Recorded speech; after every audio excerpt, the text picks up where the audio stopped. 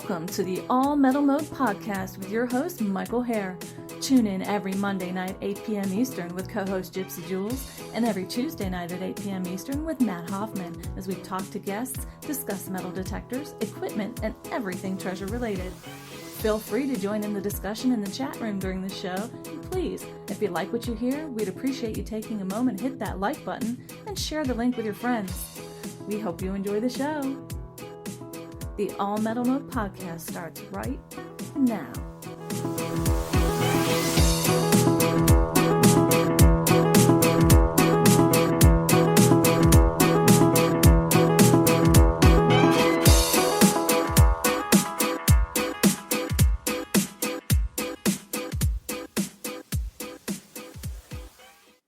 Hello, everybody. This is Mike here, and you're listening to the All Metal Mode podcast with my very special co-host, Mr. Dorian Cook. And I'd like to say, if you missed last night's show with Matt and Gypsy and Amanda, really good show. I was in chat last night, and it was a good time. At the end of the show got cut off. Matt lost internet, so there was that.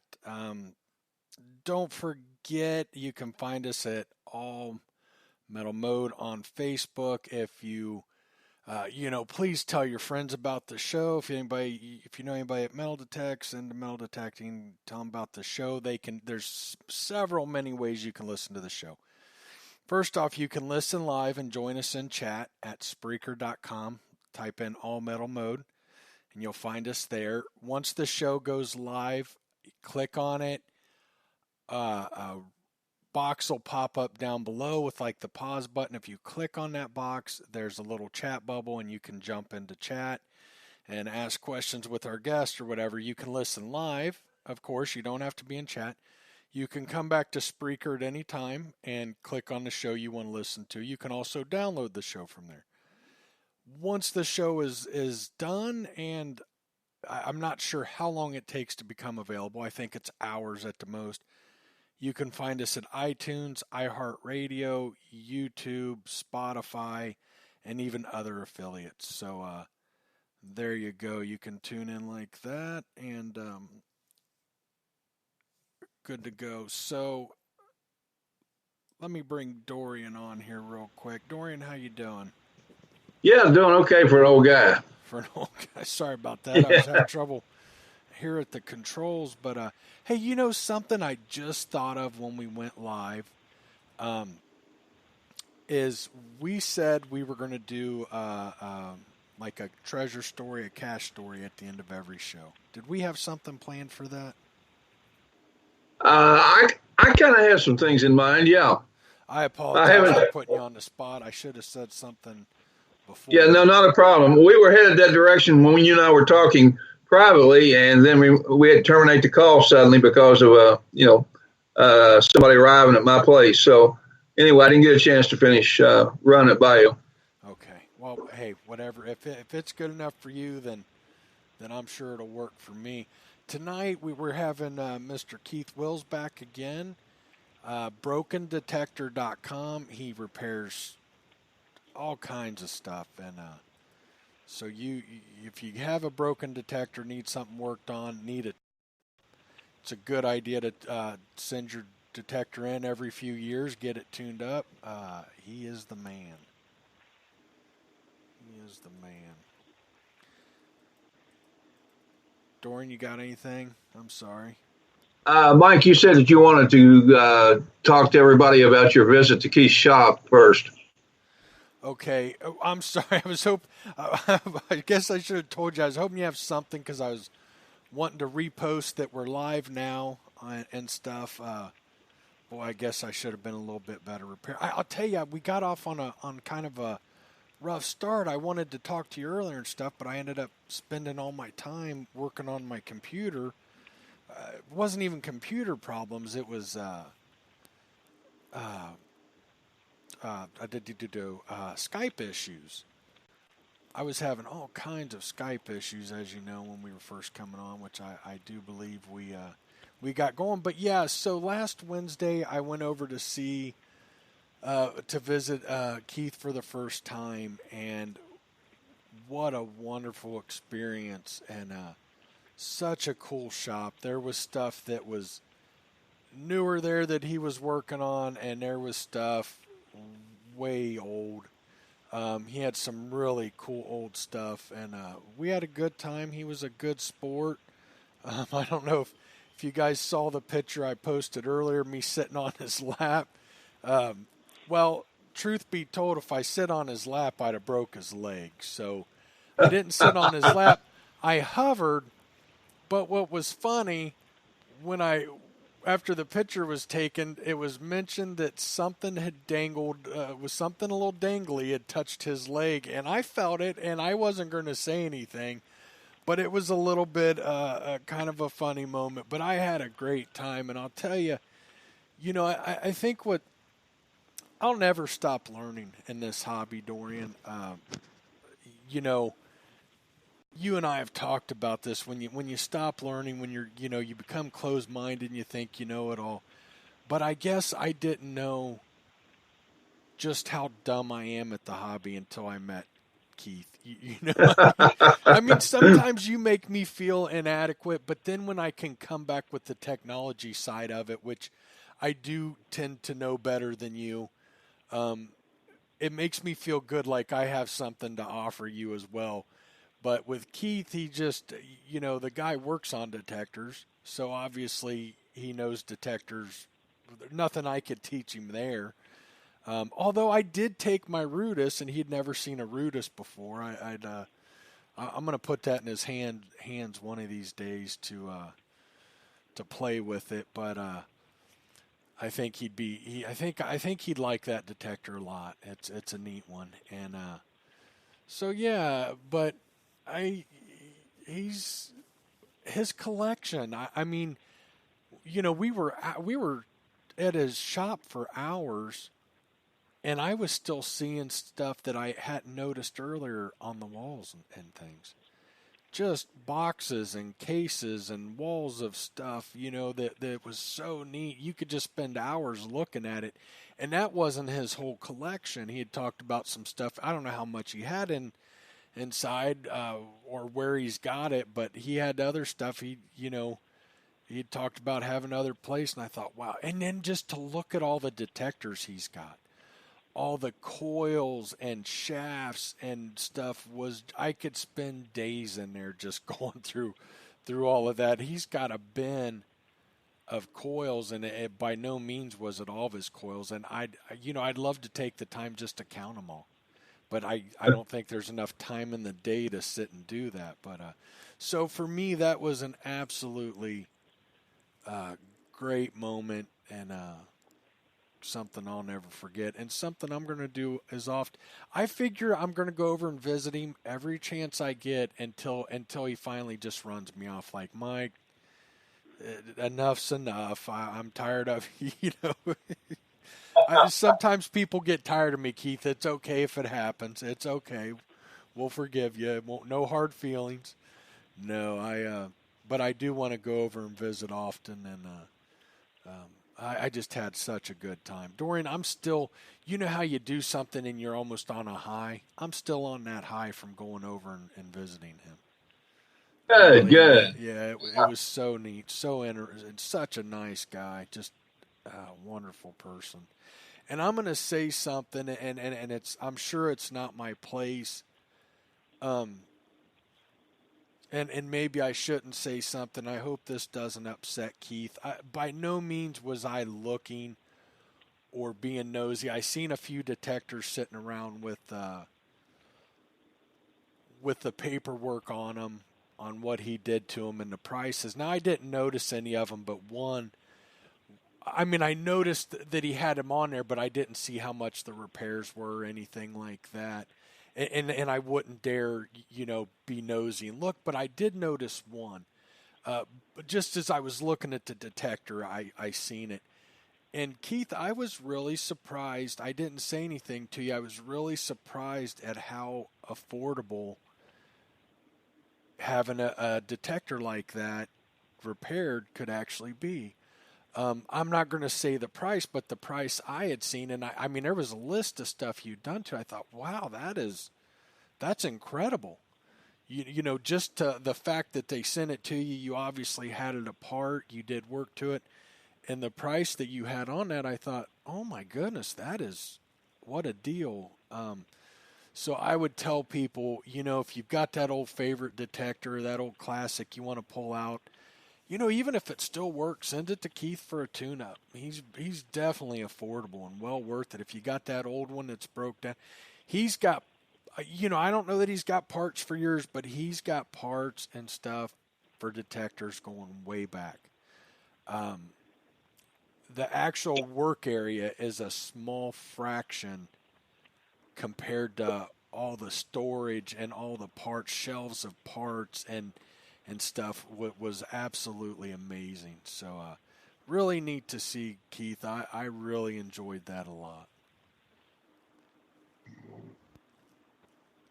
Is he still there? Did I lose everybody? Did I put him to sleep? I'm still here. No, I'm here. Hello, folks. I'm Keith Wills. I'll introduce myself. I mean, you know.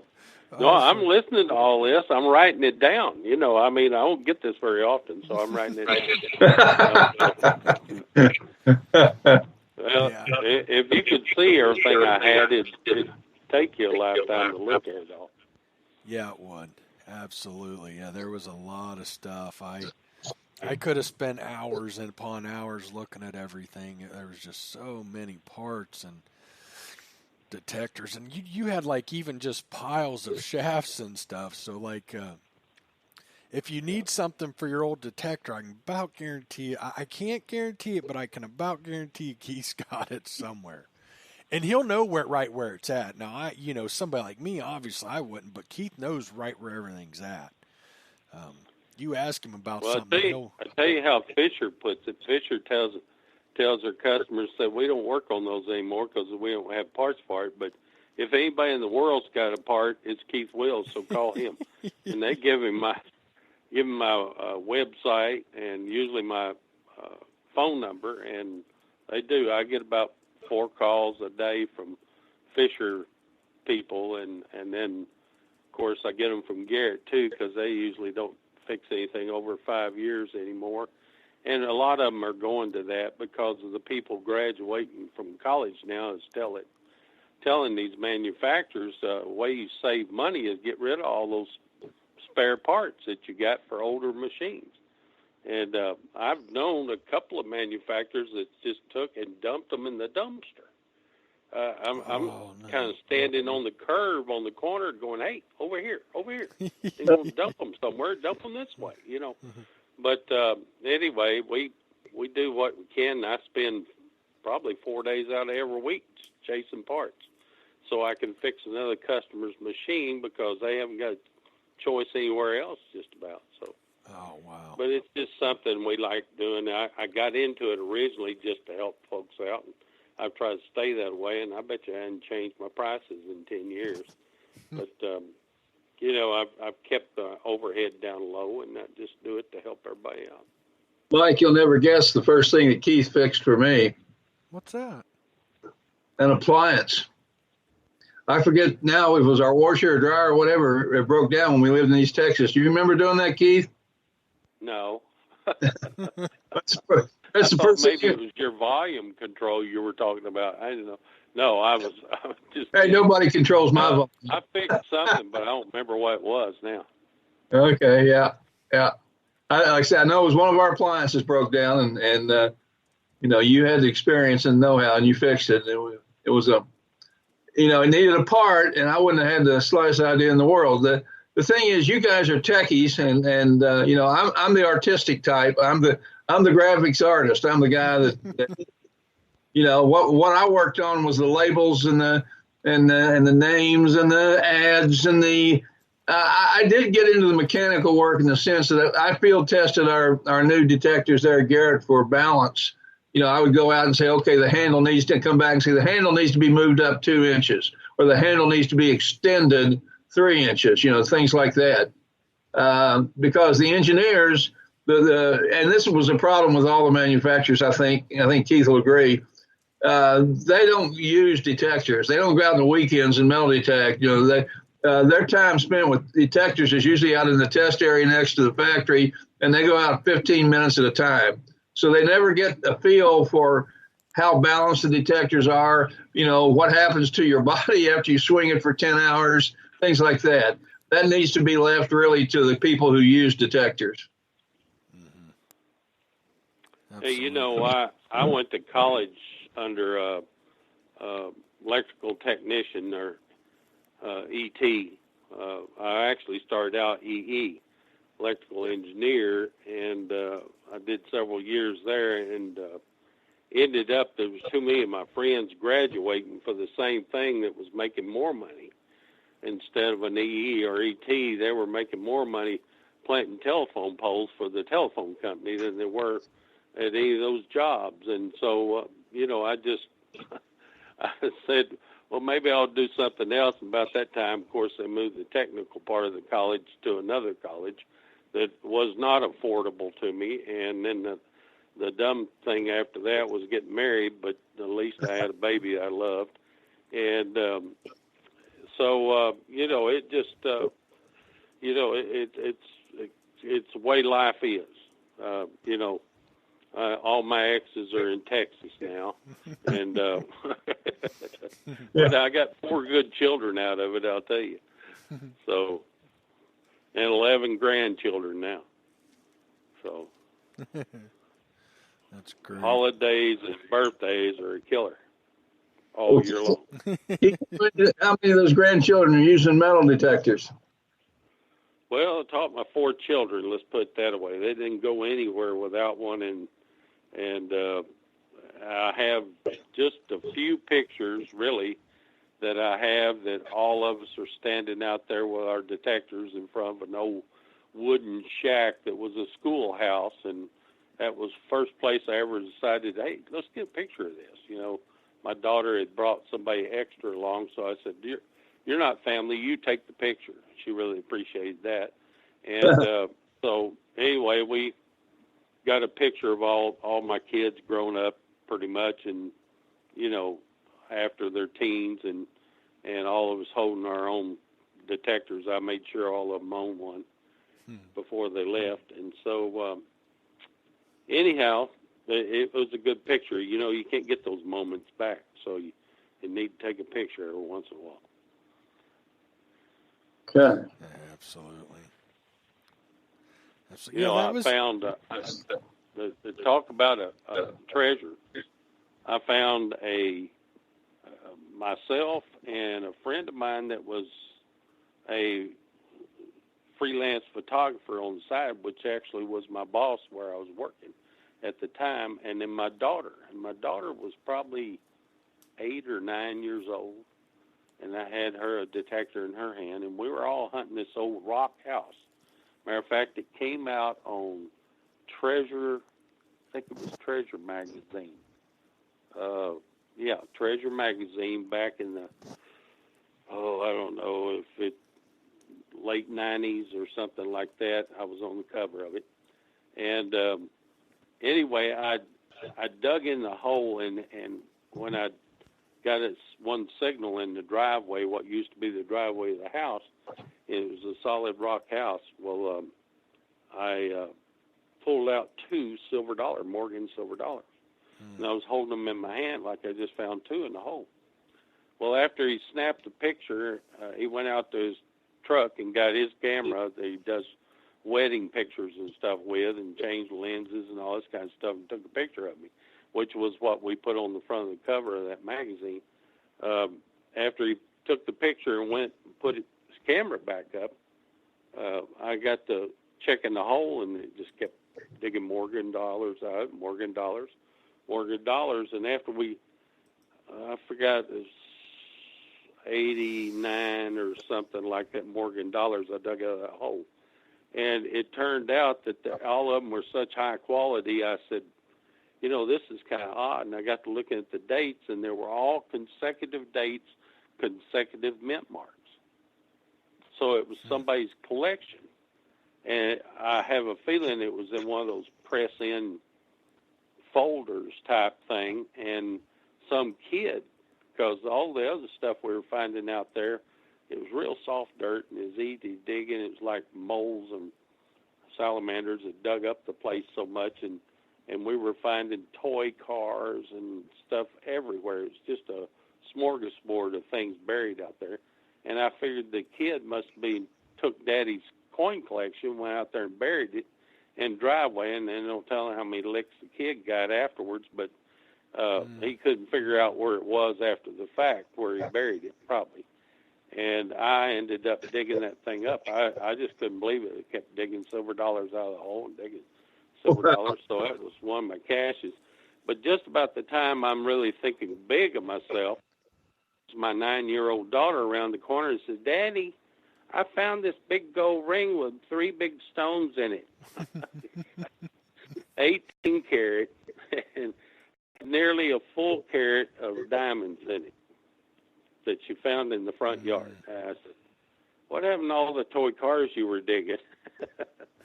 So I think she put my collection to shame, but my collection was missing the 2 Morgan dollars that was high dollar ones, of course, and that's probably what the guy collection's still around for, trying to get a complete set. But I had all the rest of them, so it was just an amazing deal. But you know, I tried to take my kids when I had a chance, you know, get them together and get them all out there. You know how kids are when they get to be teenage; they all have something better to do. And this was down to my deal. I guess they felt like, well, let's go with Dad. He may not be around much longer. You know, so they went with me to tease me or something. But we've had time of it. All I know, me and my father detective for years, and that cannot be replaced. I'm telling you, that cannot be replaced. Right. A father and son getting to do things together, something that's in both their interests, and the fun we had and the kidding around we did, and you know, stuff like that. It was always just so much fun. Yeah. It wasn't what you got. It was just having a little competitive feel to it and stuff like that. It was so much fun. Yeah, I'm sure you'd do anything to have that opportunity again. To hunt with him. I agree. That's pretty amazing. You know, yeah. Oh, go ahead. That reminds me, there's another aspect of treasure hunting that kind of ties in with what Keith's talking about, you know, that you only get so much time, especially, you know, if you're dealing with somebody that's older. And there's a tendency to let life interrupt plans you have with older people. And I'll give you a couple examples. I had a friend who was a church pastor out in San Angelo, Texas. And one of his people in his congregation told him about an old guy that lived out in the between Abilene and San Angelo, and it looks like set out of a Western movie out there. And he had been kind of a pack rat and a you know, I won't say a professional treasure hunter, but an explorer. You know, he explored the territory out there and hiked the hills and the mesas and all that stuff. And he had found 2 Spanish silver mines. And I guess another place kind of at the base of a hill in sandy soil where big copper nuggets were just exposed on the surface. And he never used a metal detector. So he had agreed through this fellow that he knew in the church congregation to let us come out and interview him, and he was going to show us where the silver mines were and where these copper nuggets were found. And that would have been, you know, a very, very interesting thing to do, because it's very possible that the silver mines were still had something of value in them. And at first, my pastor friend had to postpone our first appointment to do it. And then I had to postpone the second one we set up. So then when we called to make the third appointment, we discovered he died. And he took the secrets to the grave with him. If we just hadn't put it off. Right. Yeah. And there is a lesson there. And I'm sure, Keith, you know examples of this kind of thing. I'd like to give one more right quick. I had a treasure hunting partner when I worked at Garrett, and we got onto a legitimate stagecoach robbery. It had occurred in Oklahoma, and it was apparently committed by, as I recall, about 4 outlaws. And they got into a shootout with a posse that got on their trail, and 3 of the outlaws were killed in the shootout, and 1 was wounded and captured, and he went to prison. And the Wells Fargo strongbox was never found. And he wouldn't tell where it was, where they'd hit it, before the posse caught up with him. So before the old guy died, he got some kind of a terminal illness, and he wrote his family back in West Texas a letter, and he told them where the strongbox was in the letter. So my buddy and I got a hold of this letter through a series of circumstances. The family was not interested in pursuing it because they said it was stolen money, which indeed it was, but the statute of limitations was long expired. And we set up a time to go see if we could dig this up, find it and dig it up. And so my buddy had to postpone the first time. I had to postpone the second time we set it up. He had to postpone again the third time we set it up. And finally, after 3 months, we made it happen. We got together, we went to the site, and when we got there, there was a fresh dig hole about 6 feet deep. And down in the hole, you could still see the imprint of the strongbox where it had rusted and left rust in the sides of the dirt. And I checked the pile of dirt dug out of the hole, and this was, of course, Oklahoma in the summer, and it's pretty dry and hot. There was still, the ground moisture was still in the dirt once you broke through the first inch or two in that pile.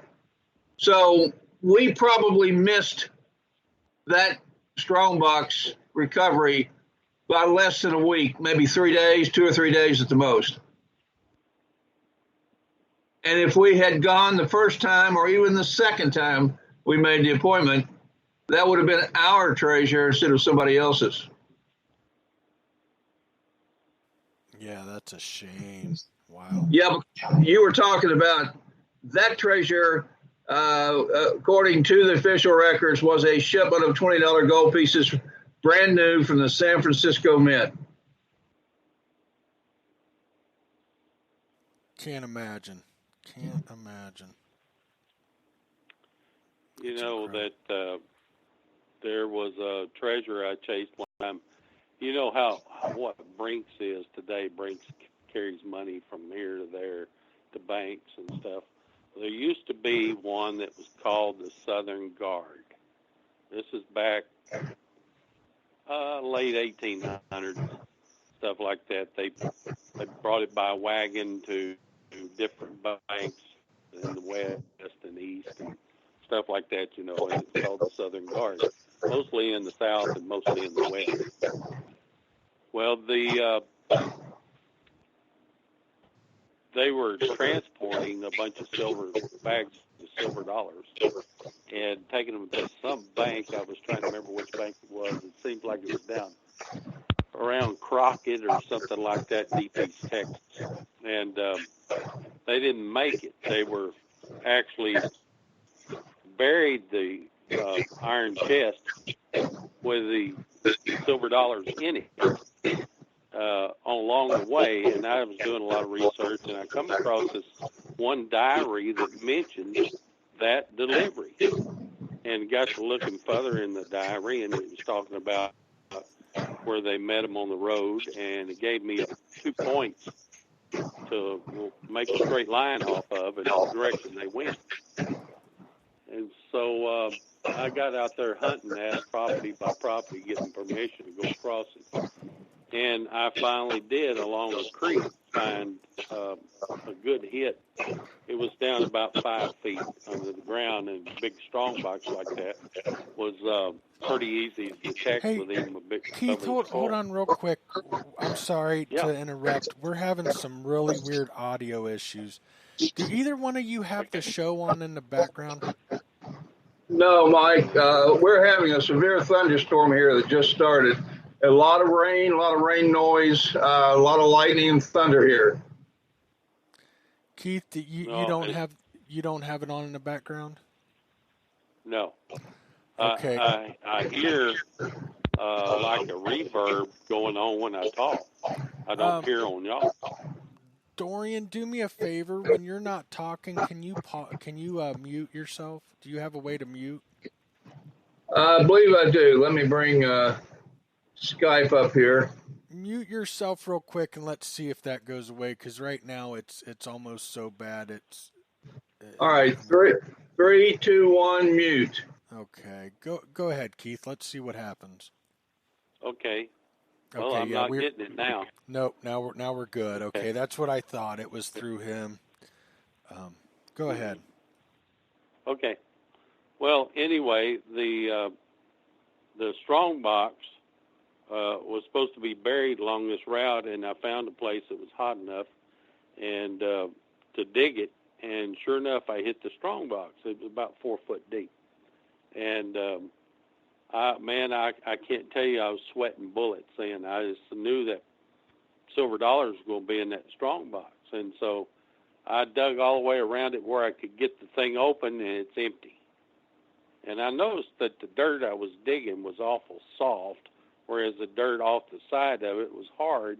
So somebody did about the same thing that happened to Dorian to me, but they didn't haul that big, heavy 190-pound strong box. They just took the bags of silver dollars, I guess, and left with them. But all I found was the empty strong box, so I wasn't going back empty-handed. And it so happened I come out there with some rope that I was planning on maybe using, and I tied that strong box to it and drug it nearly a mile back to my truck. Let me tell you, a worn-out person. I was going to get something out of this, looking for that and doing all that research for all these years. I was going to get something. So I hauled that strong box back, and you probably didn't notice it when you were in my shop, but it was underneath those detector bags right there at the door when you came in. No, and I had a box of magazines, treasure magazines there, but on the floor there was that Southern Guard strong box. I still got it to this day. Oh, how and, cool is nobody that? wants to pick it up, probably. I can't wait to look for that next time I'm there. No, I didn't know it was there. You guys brought up something really interesting. I would like to explore tonight if everybody's okay for it. I don't know anybody who hunts for caches anymore, but a lot of you guys that have been doing the hobby for a long, long time absolutely did that. I mean, I can't say I know anybody who's a cache hunter. But I talked to some of you guys that have been doing it a long time, and you absolutely at least did, and then Dorian, those guys that pretty much that's all they did, and people that made a living. Why do you think that is? And do you think that there were a lot of caches out there? Or I mean, are there even still is? Do you think a lot of them were found? I'll tell you something funny.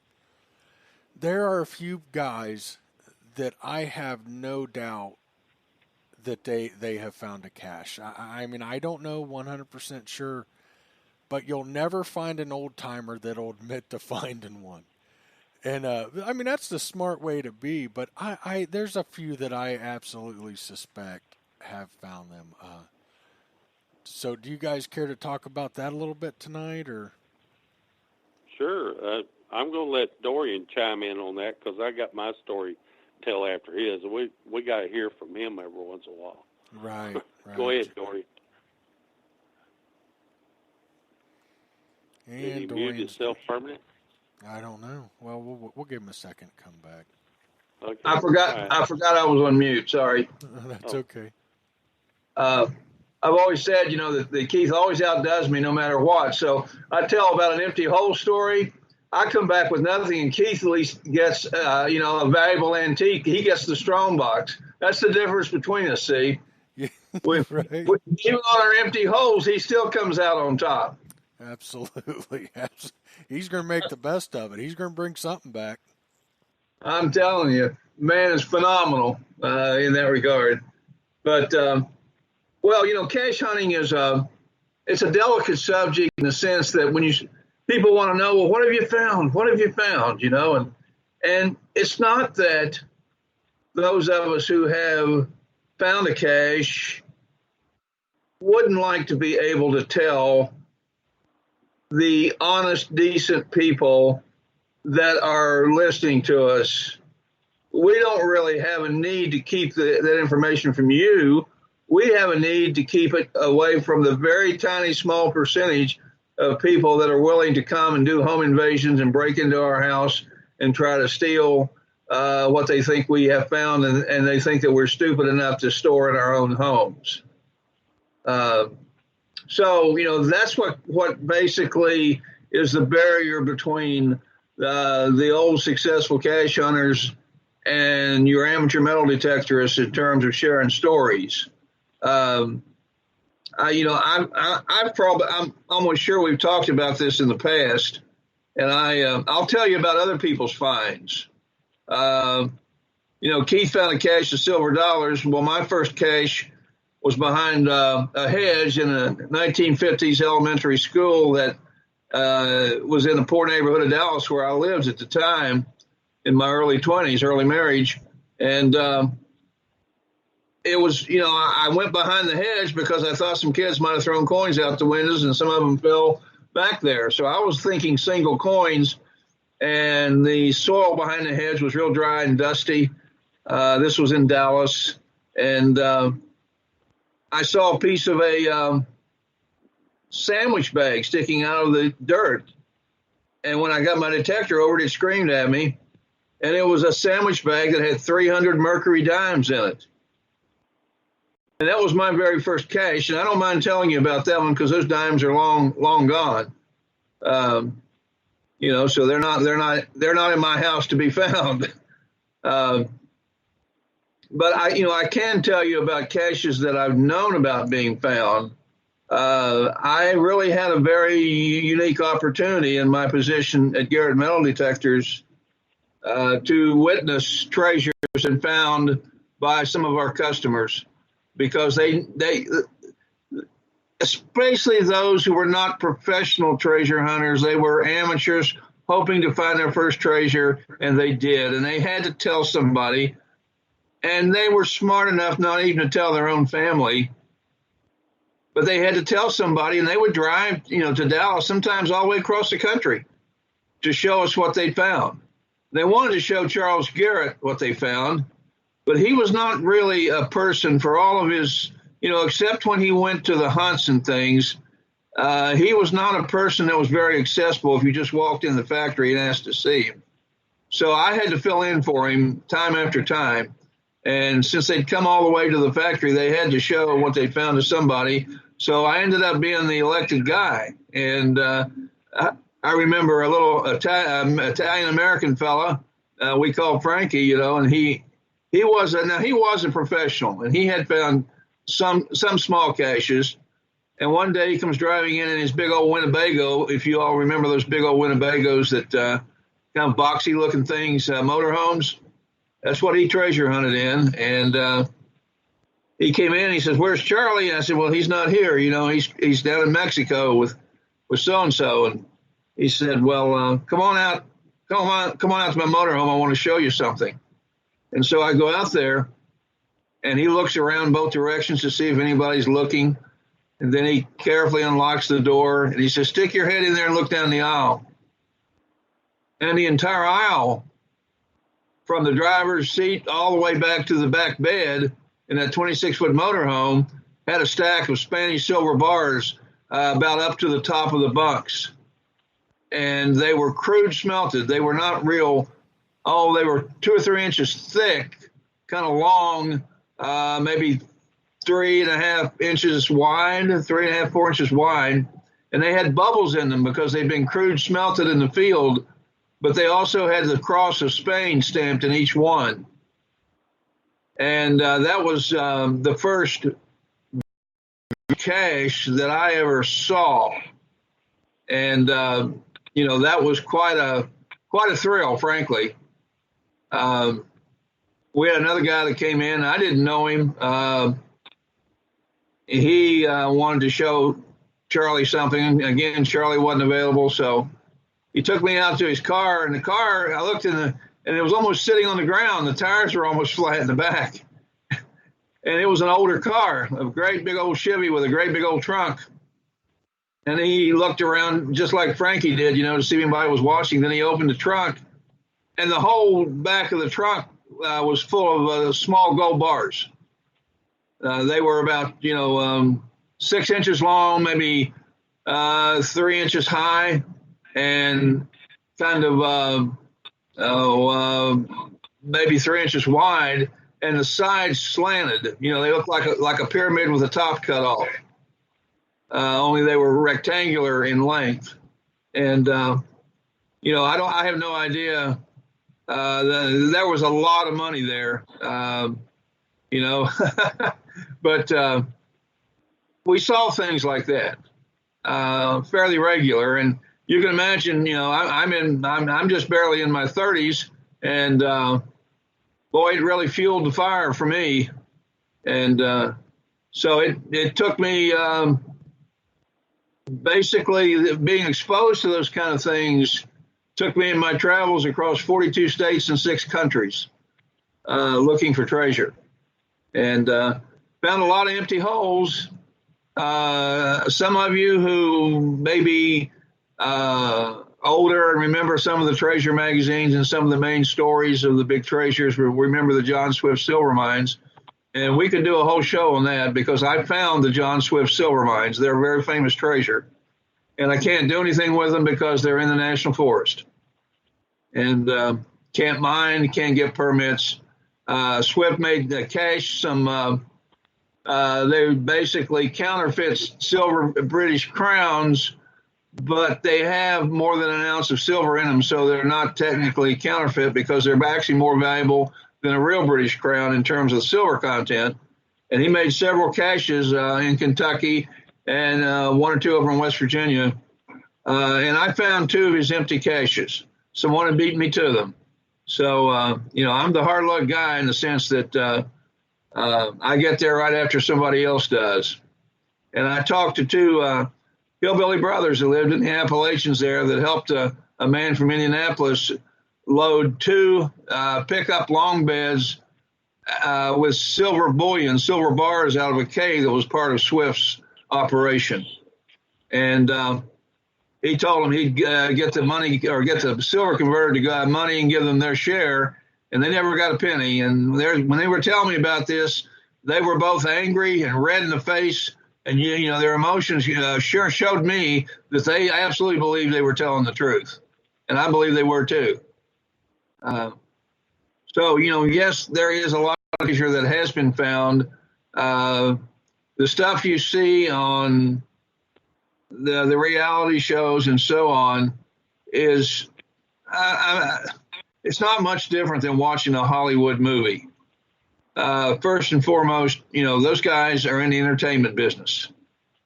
And if they were really finding big, big treasures, they're not going to be wanting to publicize that. It's just not safe to do that. So, the only way that you really can find out about these treasures, some of the old guys, as they got up in their 70s, late 70s, early 80s, and they knew they didn't have a lot of time left on Earth, they would open up around the campfire and they would tell me stories of what they'd found because I'd earned their trust. I traveled with them on some of their hunts and things, but you have to earn their trust before they'll tell you the stories and before they'll show you some of what they found. So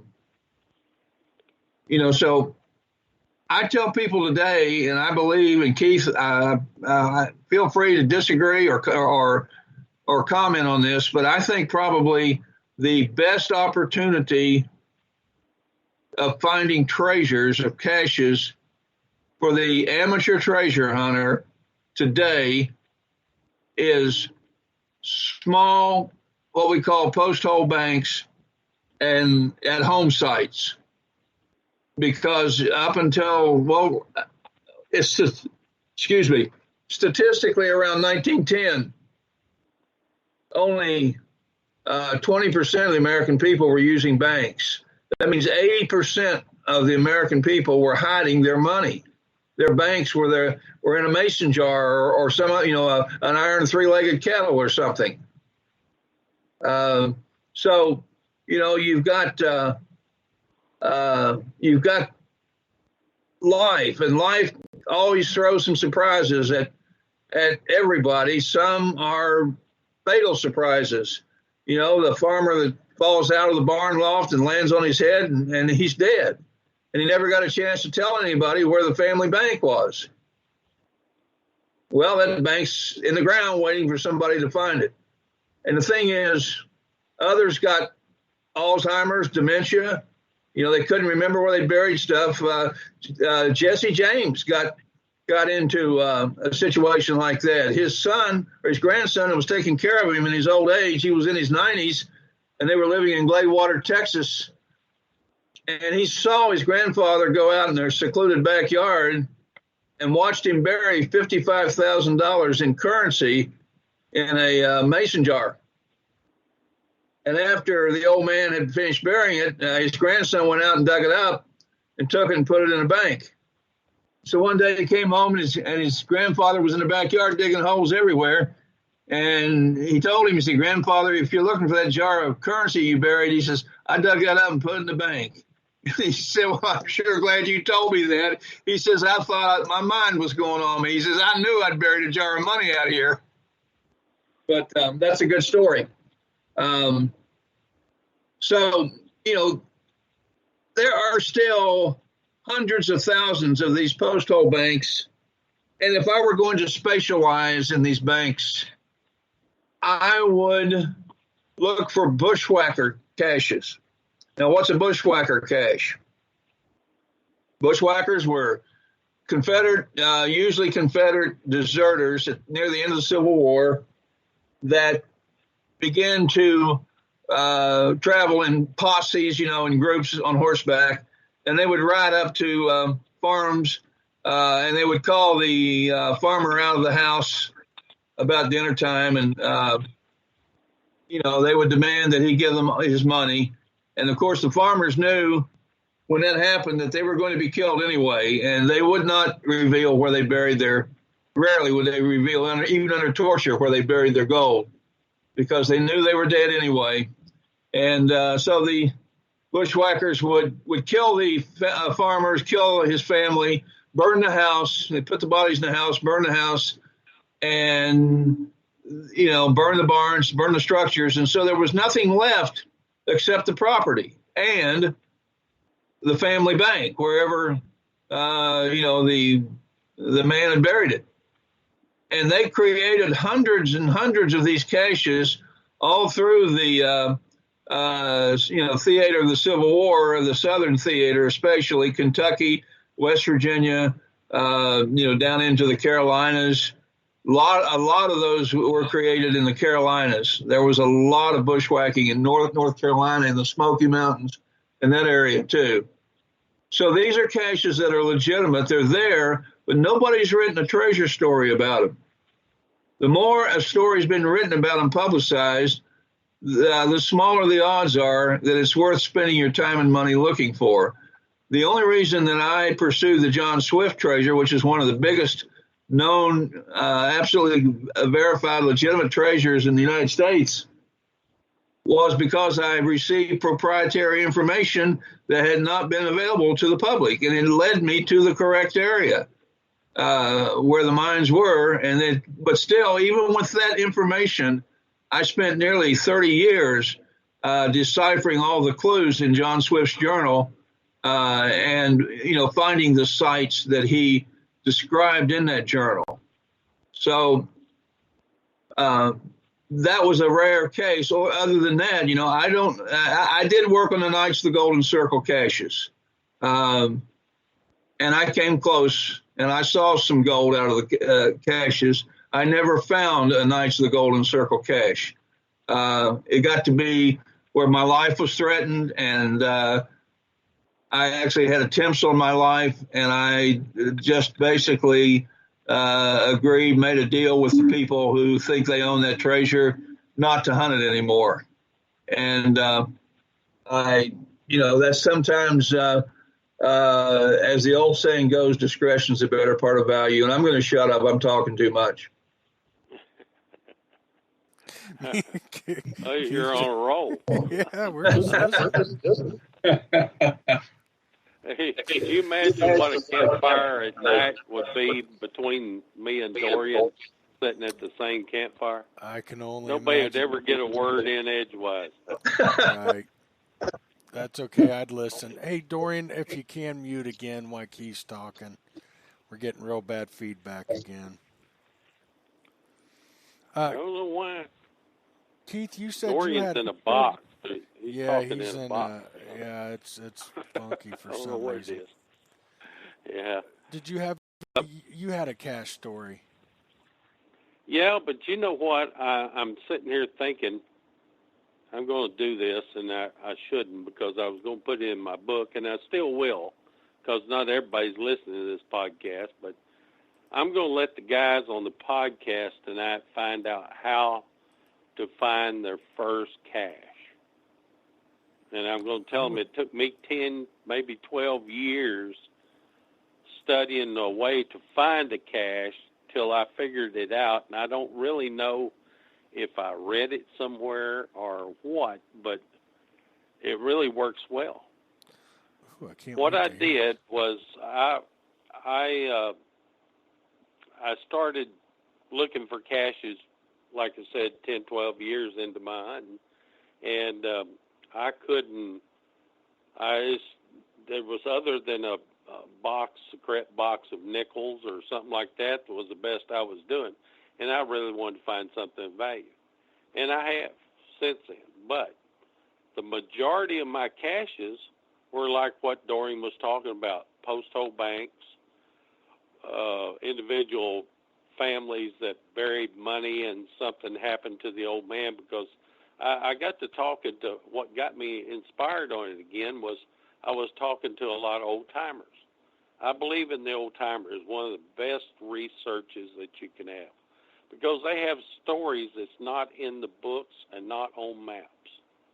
And they can tell you of somebody that had something of value, died, and another family could find where his money went, And I'll give you an example after I finish telling you how to find a cache.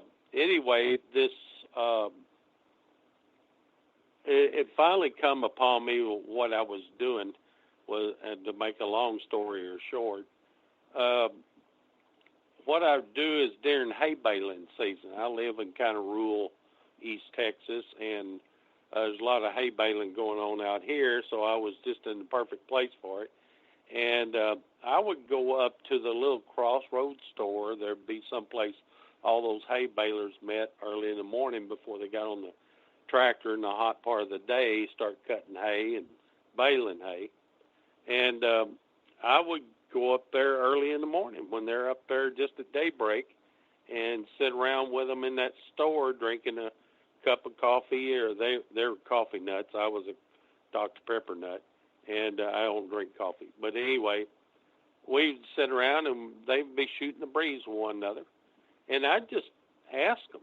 I'd, get one or two of them over the side, and I'd just ask them, did your dad or your grandpa or whatever, great-grandpa, ever tell you about somebody that passed away here in this community, maybe, that nobody could ever find what he did with all the money he had? What happened to his money? They knew he had it, but they didn't know where. Now, old-timers, the reason they're good at this is they tell you about back in the day when they were younger, their dad or something would put his extra money in a sock, And I knew of one old-timer that did that. He never spent anything but pennies, Indian head pennies, and V-nickels and buffalo nickels. That was it. And that's all he carried. And if they were going to town that day, then he would go out after everybody went to sleep, go where he had a jar of money or tin of money buried, and he would dig up the thing and pull so many dollars out, and that's all they're going to spend when they go to town. They don't have a choice. That's all he's going to carry. And so the male of the family had overseer of all the money that came into the family. He hid the money, and he told nobody in the family. Now, one night, I know of two that were privy to something like that, and it was Grandpa and this guy's dad. Both were knew where the money was, and they let the grandson in on it for the grandpa, or the son for the dad, in on it years later when he became a little bit more mature and knew to keep his mouth shut. But Dad and Grandpa was cutting firewood one day, and the tree fell on both and killed them both. So the only one knowing where the money is the grandson. But the rest of the family didn't know that. They didn't know he knew anything. So they never asked him, and he never told. But that's what happened, and a lot of those caches are still known to be somewhere out there, but over the years the things get diffused. So anyway, I get in the stores, these little quick-stop stores in the intersections, communities, and I'll sit there and talk to the hay balers that come in to drink something, and I'll just ask them, did your dad or your grandpa ever know of somebody like that passed away sudden, and they never found his money they had stuck back? And they'll say, well, Henry up here, I don't know him, but I know some of his family. They said that he had a lot of money. He lives right up over here on this road, and right where it makes that 90-degree turn back to the north. And he said that his house was right there years ago, but somebody from Dallas bought the place and got a nice brick home further back in what was his pasture. And he said, but they never found his money. They don't know where it is, but he never found it. And they done everything. They tore the house down looking for it. But anyway, after you talk to somebody like that, now you have a lead. And yes, you don't know the people. You don't really know, but they can probably give you a name of who used to be there. And if possible, did Dad or Grandpa ever tell you where they saw the old man there that was hiding that money, the most popular place he'd sat? Like sitting next to, maybe one of the relatives saw him sitting all the time in his rocker next to the fireplace looking out the window. Or sat on the front porch and always was staring off to the east or something at his orchard out there or something of that nature. And that was usually a good indicator he was eyeballing his money. He was watching to make sure nobody would go over it or accidentally find it, whatever. And then there's those that hid them in the chicken coops because chickens were instant alarm. There was people that hid them next to the hog pen because hogs were alarmed. But as long as they couldn't get out and root up something, well, then they had it buried there. And so there's different ways that they can do it. And I found in my exploits, I've only dug 11 caches, and that's not small ones but decent ones. I got one jar.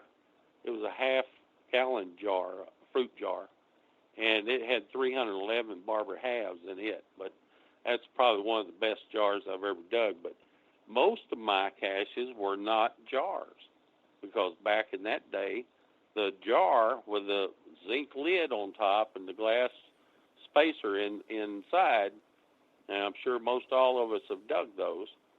Right. Those were a way to put up your food. And so it was a valuable commodity for the family. It's not every day they can go out and buy jars. So they had that in case they had a big crop and they put food up for the year. So another thing that I've run across quite often is instead of the jars, you remember the old syrup buckets when you were Grandpa's house at breakfast, and they pried the lid off like a paint can? It's watertight. I don't recall those, but Yeah, it's watertight. A lot of us older guys remember them real well. And you put your money in there, and it's dry when you bury it because it's going to be there until it starts rusting. See, and of course, what kind of signal are you going to get? Say it had gold pieces in it, and now it's got rusted iron all over the top of it, which those cans were made of, some kind of steel or iron type stuff, and so it rusts just like anything like that in the ground, like a normal can and stuff that's not aluminum. And so the signal would be terribly bad. It would be iron and back to something mid-range and then back iron and so on, back all over the place. And so you can't afford, when you go around these places searching, you can't afford not to dig it.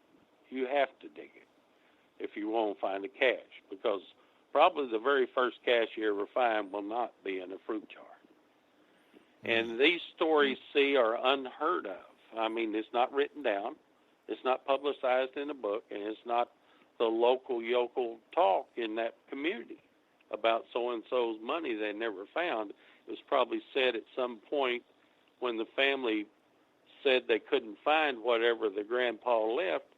It was probably said back in that day, but it was forgotten in no time.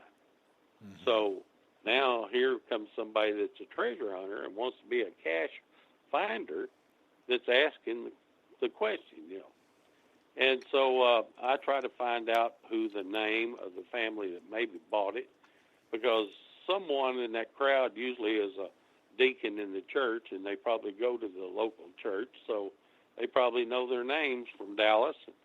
And a lot of times they'll just turn around and say, hey, I'll go up there with you. I know them pretty well. I bale their hay for them. And next thing you know, you're talking to them, and you're up there, and they're not going to turn down a deacon in the church, I'll guarantee you, if he asks. But says, this guy here's got one of those metal detectors, and some of them are so old they call them Geiger counters. You got one of them there Geiger counters in your truck? And I said, yeah. But they call them metal detectors now. And they'll get you permission on there if you can't get it for yourself. They usually can talk people into, well, let me look out there around those trees out front next to the highway. That's where the old house used to sit. Maybe he can find something from that old house, And so I get permission a lot of times to go on properties, and very few times it's learning how to ask permission. And maybe we'll do a show on that, because Dorian has ways and I have ways, and I'm sure that'll be good. But learning how exactly to ask permission where you don't create any fear in them, worried about you going to steal something or take something away from them or whatever. But when I get permission, I'm looking for something. And if they told me, said, well, he looks out the window next to the fireplace at the the orchard out there on the east side of the house or something like that, the first place I'm going to be headed is where the house set exactly. And a lot of times the daffodils show that in the early spring where the house set. And then I'm going to go east to that daffodils and see if I can find what might have been an orchard at one time and start looking for anything that sounds off good. And, of course, those, paint bucket type syrup buckets that they used to sell, maple syrup in and stuff, that's a perfect target. I mean, it's going to sound off even if it's iron, but you're going to have to keep your discriminator down looking for trashy targets as well. And I have dug 4 so far that's been something either similar like, or for as much as I found of it, like the syrup bucket type thing, and not the jar. And when you're digging a jar, I tell you another trick that I picked up on somewhere in all these years. They would put a fence post bank in. Now, there's several different ways that they call a fence post bank. One is actually burying the fruit jar, a fruit jar size object, in the hole before they put the post in. And what they do is They slip the thing, dig it deep enough where the whole jar will go down in the hole. They set the post in there lightly, and they staple the barbed wire to the post. Okay? Then they take a file and they cut out the top of the staple, where all they do is unhook that barbed wire off that post, lift the post out of the hole, reach down there and get their money out to put money in or take money out. See, that's what got me those barber halves. That's what got me those silver barber halves, was I actually found a post like that laying on the ground with the top of the staples, every one of them filed out that was left in the post. There was only 3 staples left. Now, where did the post come from? That's a good one. So I just started doing, this is one of those homes where they had the barn across the street from the house, and they could look right out the front door and see the barn. So I just started making a circle around it, just a spiral, getting further and further out, and then I hit it, dug it up. The jar's still whole, which is unusual. The jar still being whole and not busted up. Yeah. Because coins that big in a jar and the soil shrinking and expanding and stuff like that would cause a pressure point on some edge of that coin to pop that jar. And then what happens to you is the glass, and a lot of the glass and the $50 starts sinking as it gets the soil breeze. Down deeper below the lid creates a suction, and the rim of the glass still stuck from the jar in the rim will create a suction set on top, but it's liable to be 6 inches deeper before you get to what the money was in the jar. And so when you pull those lids out, you get all you can of it out of there, and then you double check it real close to make sure there's no other signal in there. And that's what you should be doing anyway on anything you find, really. But anyway, that's basically the way I found mine. I have a special pouch that I wear that I call saddlebags, and if I do find a big cache like that, it's up to me whether I explain it to the people that I just found it or keep it to myself. But in most cases, where I get these permissions, there's nobody living there, but I got it from the property owner somewhere, or the guy I was talking to about it got me permission. And I just go put the jar up and go back with my saddlebags on, hoping to find another one like it somewhere else. Mm-hmm. But I have found quite a few caches, and some of them small, some big. I got a old cigarettes can one time that was in a dozer track, and we were hunting that part of town, and the dozer actually hit the cigarette can and turned it sideways in the rut it made.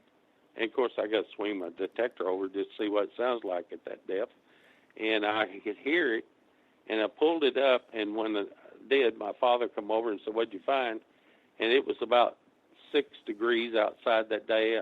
I didn't have to shake the container. I was doing it unwillingly, shaking it.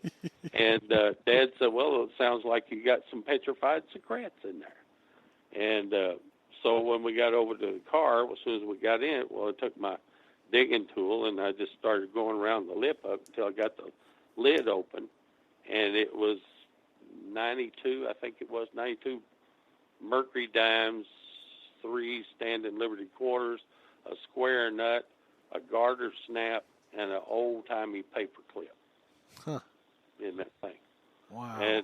And that's what I finally, thinking on that, I finally decided that had to come out of the top of a bib coveralls or overalls back then, where they would stick a cigarette can that size in that top pocket. And he probably bent over and lost it, because he's got his wife's garter snap in there so she can take it home and sew it back on. He's got a square nut, which kind of dates what you're looking at. How many square nuts have we seen in this day and age? Right. And then it's got an old paper clip that you don't see anything like it today. And so, it kind of dates what the other stuff is. I think there was a button in there, too. It was like off a dress. So, anyway, it was it was a different, but it's a small cache. And, I dug one time that had Morgan silver dollars. Only had 8 Morgan silver dollars in a snuff jar, but it was a type of snuff jar that looks like a little jam jar. Mm-hmm. And those are very hard to find that they're not cracked or broken. And when I dug it, it still had the metal lid on it, but part of the metal lid had eaten away, and it was full of dirt. And so I just looked at it and said, well, that jar is worth keeping. I've got plenty of those colored small neck jars, snuff jars. This one here is a big glass type, like a little juice glass, and I took it home just to put up on the shelf. So when I'm unloading my saddlebags here on the tailgate of the truck, there was 3 of us, my father and a friend. And I think they found 1 Indian head penny and 1 buffalo nickel between the 2 of them out there. Well, I set that jar down. I said I didn't find a single coin. I walked all the way around this lake that people in town here used to swim at, and I didn't find a single coin there, but I thought my luck was bad. I set that jar on the tailgate of my truck, and when I did, I shook the dirt in it around. Dad picked it up and looked at it and turned it around and around. And I said, Dad, it's just a snuff jar. And he sticks it in front of my face, and he said, son, there's coins in that jar. And a reeded edge of a silver dollar was in there.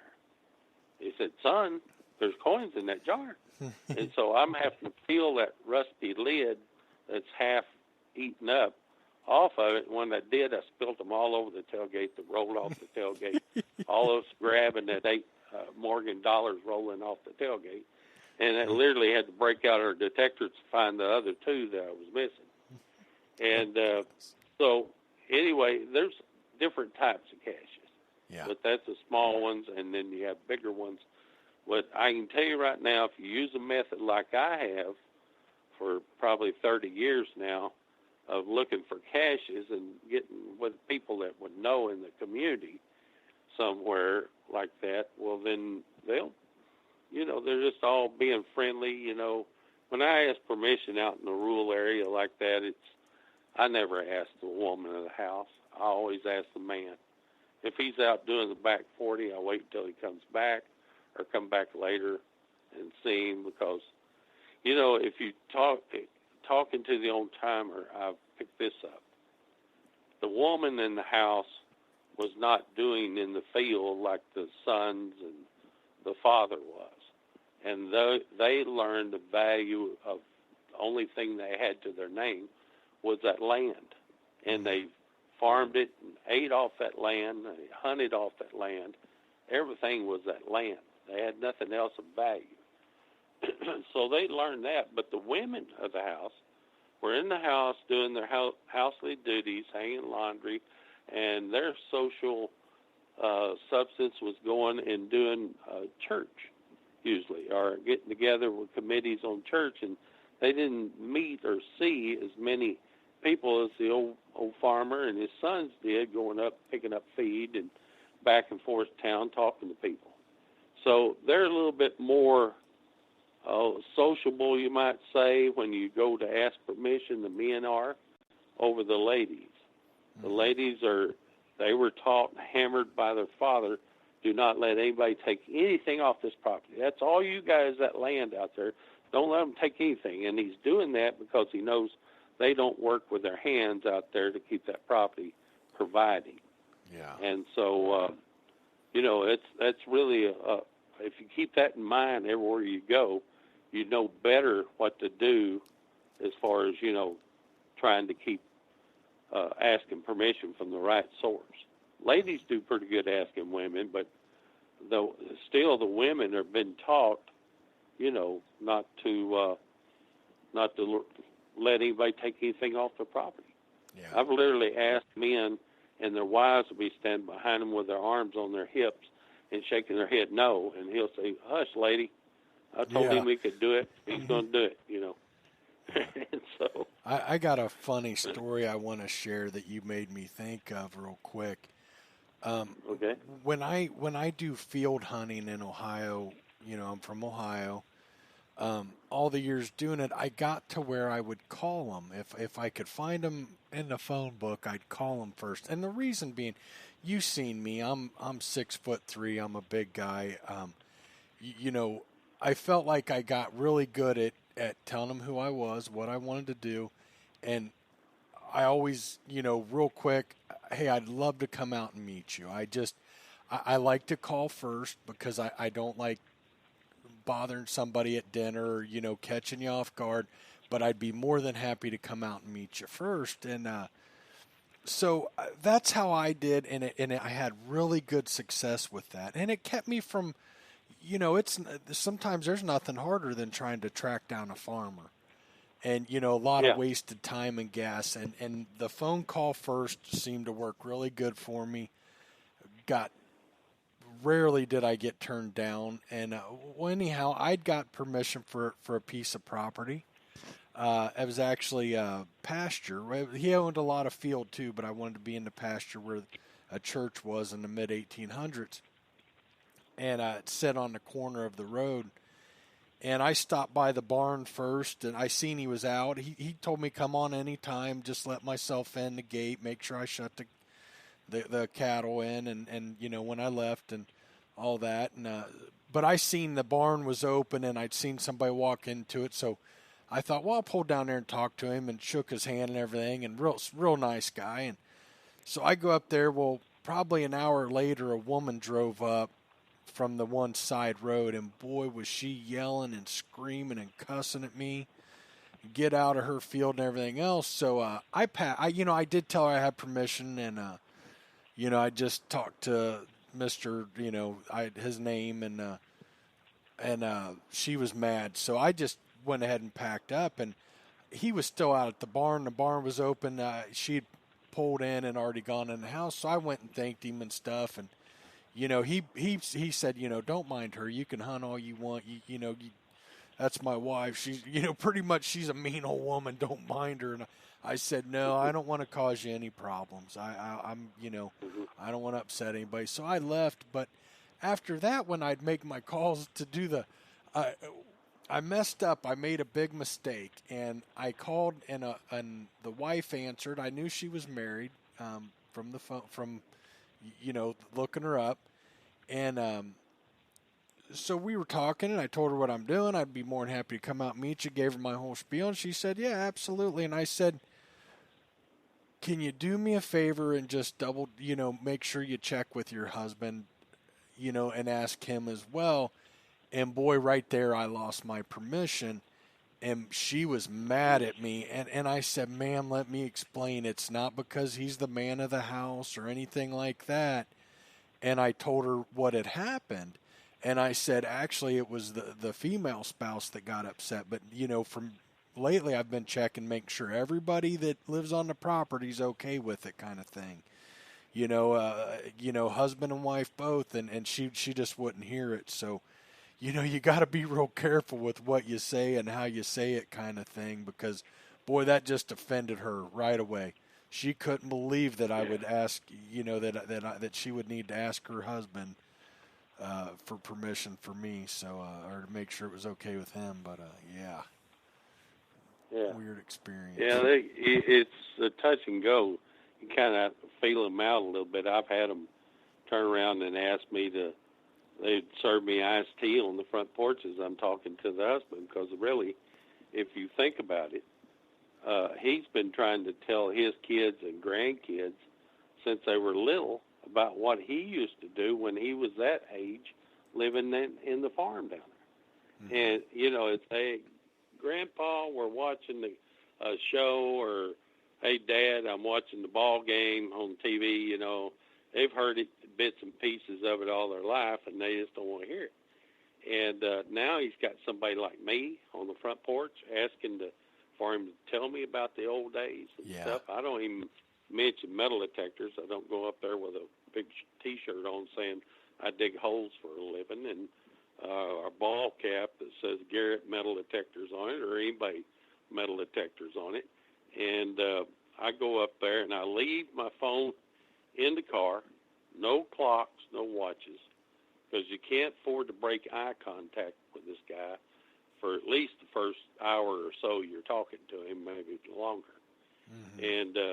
And he's just tickled to death to tell somebody before he was able to even have a first pair of shoes what they used to do around the farm and what living was like back in those days, and what his grandpa and his dad and stuff and mama did and what have you, And so you just be a lending ear, because I guarantee you everything they're talking about has something to do with your treasure hunting later. Mm-hmm. You'll put two and two together. Right. So I remember that old guy telling me that. Then when I do introduce a detector to him, or say, well, I like, when I go up to one of those crossroads stores, first thing I ask them, I may know the property of where I want to hunt and what was on it, and that's what I want to find something from, but I don't go there first. I go to the little community store, and I ask them, I say, who's the oldest guy living in this community that's here all his life? That's where I want to go knock the door first. Mm-hmm. And that old person's going to tell me, and forget about treasure hunting today. Just hang the detector up. Just don't even mention it. Sit there and get all you can get from me. Don't take paper and pen up there to write notes. That's breaking eye contact. Stay with him on the thing. Listen to it. And eventually, sometimes the wives get out there and bring their chair out too and sit down and listen to him tell the story. She's probably heard it 10 million times. But anyway, it's interesting. You get to know him. And this one guy that I did that with one time, I told him I had, we kind of got to where it was still and quiet, and we knew one of us saying anything. So, well, I like to take a metal detector. I got one out there in the truck, and I like to just swing it and try to find some of the lost items that they lost back then, that everything from house doorknobs to, locks and stuff like that they might have lost. I don't talk about big stuff that's worth a lot of money. And I just like to find that kind of stuff to prove that they were there at one time, and see what I dig up. And they said, well, shoot, if you're going to do that, before we had radio and TV in this community, we had dinner on the ground 3 nights a week. Right. So all of the community get together and socialize, sit out under the trees in the summertime, and have permanent. You've seen these permanent picnic tables made between tree to tree sometimes, and around cemeteries or around a church, stuff out in the country like that. And they'd have dinner on the ground. That's what they called it back then. And Can I jump in here a second? Can I jump in here a second?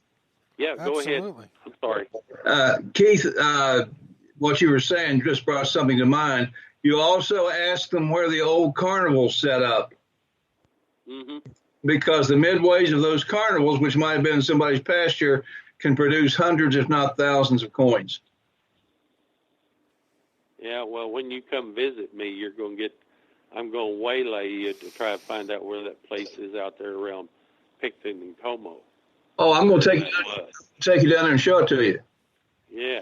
I want to find out where that is and see if I can get a grip hold on the guy and get permission. Well, he was awfully old when I talked to him. I imagine he's gone to his great reward by now. I won't, but I'll show you the house that he lived in, and I'll show you exactly where the carnival set up and where the midway was. And he was sure that he cleaned that area out, and he let me in just to see if he'd missed anything. And I started finding so many coins, he ran me out. But he got more and more unhappy the more coins that I dug, and because he thought he'd cleaned it out. But if I can throw in one other little thing here. You talk for a while. My tongue's getting slow. Well, I wanted to bring out one little point about the women. You were talking about the old women from the previous bygone years, eras, whatever you want to call it. There was a common thing that these women did. The farm women, they had a lot of times a small garden. I mean, a small one. It might be, 80 feet by 40 feet, something like that. and it was common for the women to sell eggs, maybe butter and cheese if they made that. And they would take the money, and they did use jars, Keith. I've seen it too many times. They did use mason jars to put that money in, and they would bury it almost, and I'm sure every one of them thought that they were the only ones that thought of this place, but they would routinely bury these jars in one corner of the garden, usually the one closest to the house. And they wouldn't bury them as deep as the guys would when they did their post-hole banks. These are usually not more than 12 inches deep. And so what happens in later years after the house is gone and everything is the new farmers come in and they're greedy. You know, they want every square inch of ground for crops. And so the grandma's little plot garden becomes part of just a great big field. And they often hit these jars with their plows and they break them. And one of the things you look for, you know, after you located your house site, ask yourself if there was a small garden here that the lady of the house, you know, that was her little pride and joy and her little part of her enterprise, where was it? And when you go out there, look for broken pieces of mason jars. And if you start seeing those, then you really want to pay attention because there's a chance that her egg money, you know, the jar got broken by a plow and it's scattered maybe in a 60-foot circle. Yeah. Okay, that's it. Oh, you can't quit there. You got something else to say.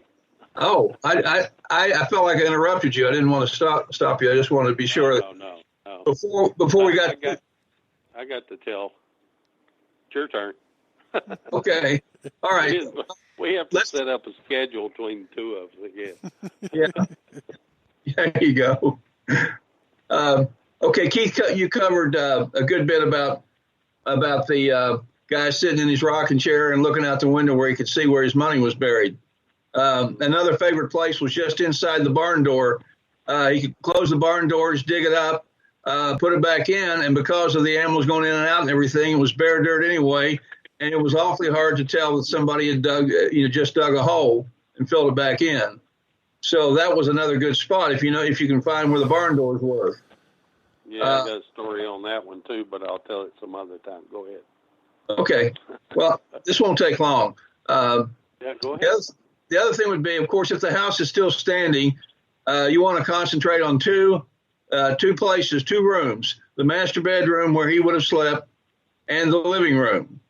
And you want to, if you can get in the house, if it's still in condition where you can get in the house, you want to look out those windows and see if there's any landmarks like, you know, a big bush, a metal pole sticking out of the ground, something that he could line up with on that window.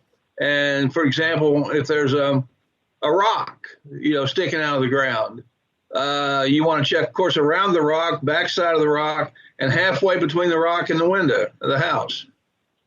Another thing would be in the front, you know, you want to see if there's like a flower bed, remains of a flower bed, maybe had old bricks around it for the edge or something, and there's a big shrub in the middle of it. I've seen caches come out of those areas too, even though it was the front yard.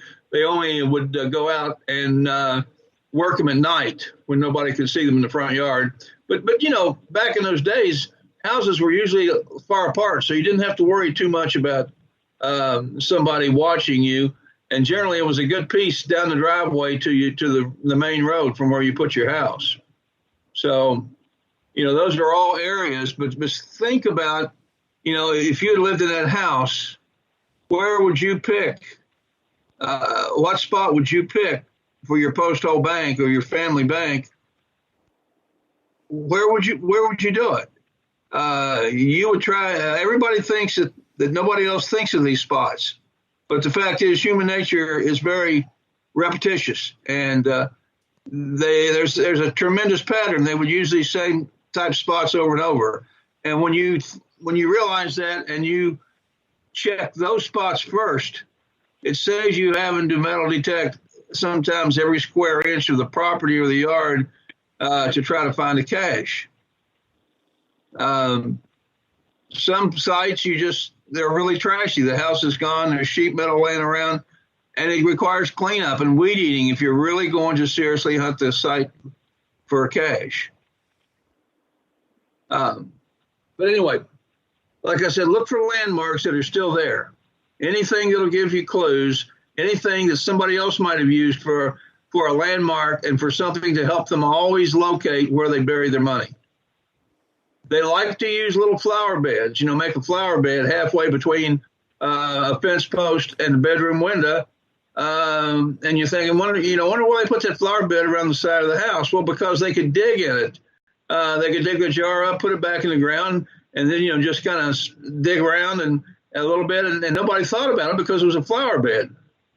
If you're digging out in the grass and you lift up, you have to take out a big plug of grass and then dig down to your cache, and it's dry or something, it might become visible where you dug the hole. So think about things like that when you're looking for these home caches, because the ones that aren't, I know it's hard to go out and say, well, I don't have any story. I don't know if there's a cache here or not. But the nice thing is you haven't had 500 other people already work the site because they don't know either. Mm-hmm. Right about that. Yeah. Now, I want to go back and tell you another true treasure story. One of the oldest metal detector companies, one of the first ones to form in the United States, was Detex Electronics. Mm-hmm. And a man named Bill Mahan. We called him a land pirate. He was a lot like Mel Fisher. Found a lot of coins on Padre Island down off the Texas coast. But anyway, he decided he wanted to hunt Civil War relics and find a cannonball. So he went to a battlefield in Arkansas called Jenkins Ferry. And it's in a river bottom, the Saline River bottom. The creek or the river itself is not much. It's maybe normal 4 to 6 feet deep, and it has banks about 8 or 10 feet high. But when it gets 2 feet over those banks in a flood, the river becomes 2 miles wide. It floods the whole bottoms. And so when the big Civil War battle was fought there, they fought in 2 feet of water. And they the Federals brought a cannon up on the road, which was underwater, and they fired it twice, and it sunk all the way to the cannon barrel into that alluvial sandy soil of the bottom. So they gave up trying to have artillery be a major part of the battle. The Confederates had the same problem. So there was basically only 2 artillery rounds fired at the Battle of Jenkins Ferry. Well, Bill Mahan didn't know that. He didn't know he'd picked probably the worst battlefield in several states to look for a cannonball. And on top of that, he hadn't done his research, and he decided to hunt down by the river. Well, the battle was actually fought a mile back from the river. When the Union Army that was running from the Confederates got to the river and it was flooded, they had a pontoon bridge on wagons, but they had to get them off the wagons and set it up so they could get the army across the flooded Saline River. So they sent troops back a mile to intercept the Confederate army that was chasing them and was coming down into the river bottoms. So there was no real fighting that took place at all around the river crossing itself. So, and certainly no use of artillery. But he didn't know where the battlefield was. He just thought, that people told him what it took place at Jenkins Ferry. Well, he's hunting right next to what would have been, it never really was a ferry. It was more like a ford, I think. Keith, did you ever hear anything of a ferry being there? No. No, I didn't either. Yeah. Well, anyway, he gets a signal, and he digs down all excited, and he feels his shovel go clunk. And so he reaches down the hole with his hands, and he moves the loose sandy soil, and he sees rounded cast iron. Oh, is he excited? He's got him a cannonball. So he starts digging to pull it out, and this rounded thing just keeps getting bigger and bigger. And it has these little points of iron, 3 of them sticking up off of it. And he digs about half of it before he realizes what he's got is an upside down iron pot. Yeah. Oh, was he disappointed. In disgust, he started to fill the hole back in. And then he got thinking that his wife liked those old iron pots. And he thought, well, I'll go on. I put this much work into it. I'll go on and dig it up and take that iron pot home to her. Kind of like you and your safe, Keith. Yeah. Well, it took him another hour to dig down to where he could get his hands under the lip and lift it out of the hole. And when he lifted it up, it had $60,000 in gold coins in it. And that was back in 1960s prices. Mm-hmm. And that is the money that was used to start Detex Electronics or Detex metal detectors. Well, that's not the only time that I personally have looked for those cast iron pots, because you get a story that that's the way they buried their money, was flipping that pot upside down over that cash that they were burying. So it was a normal thing, I guess, is known wide and far to do something like that. So, well, nonetheless, Keith, you have to appreciate the irony. He would have considered the trip a tremendous success if he dug a 12-pound cannonball. sure. A $40 cannonball, right? Mm-hmm. But look what happened. And that's one of the beautiful things about what we do. You never know when the unexpected like that is going to happen.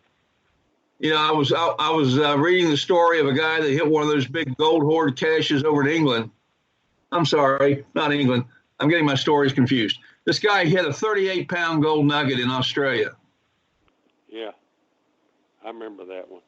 And he'd been detecting. He was an older guy. He'd been detecting for 37 years and had never found anything, really spatial. He'd found coins and stuff, but nothing that he could really, had bragging rights over.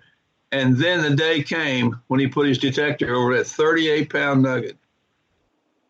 Mm-hmm. Yeah, it was set up then. Yep. No matter how many empty holes, folks, the next hole could be the one that brings home the bacon. Hey, real quick, guys, I want to jump in. We're getting some questions tonight, and it's actually been brought up as well. Keith, I don't know. First off, I hate to get you on the show all the time and take your time. I try to spread it out a little bit, but I'd really like to get you on sometime if you would and answer some detector questions. Sure. We've had questions in chat tonight, like the lithium-ion batteries. Do somebody heard that you shouldn't let them stay drained for too long. Somebody was wanting to know what's like one of your most common repair, or what's the cause of your most common repair.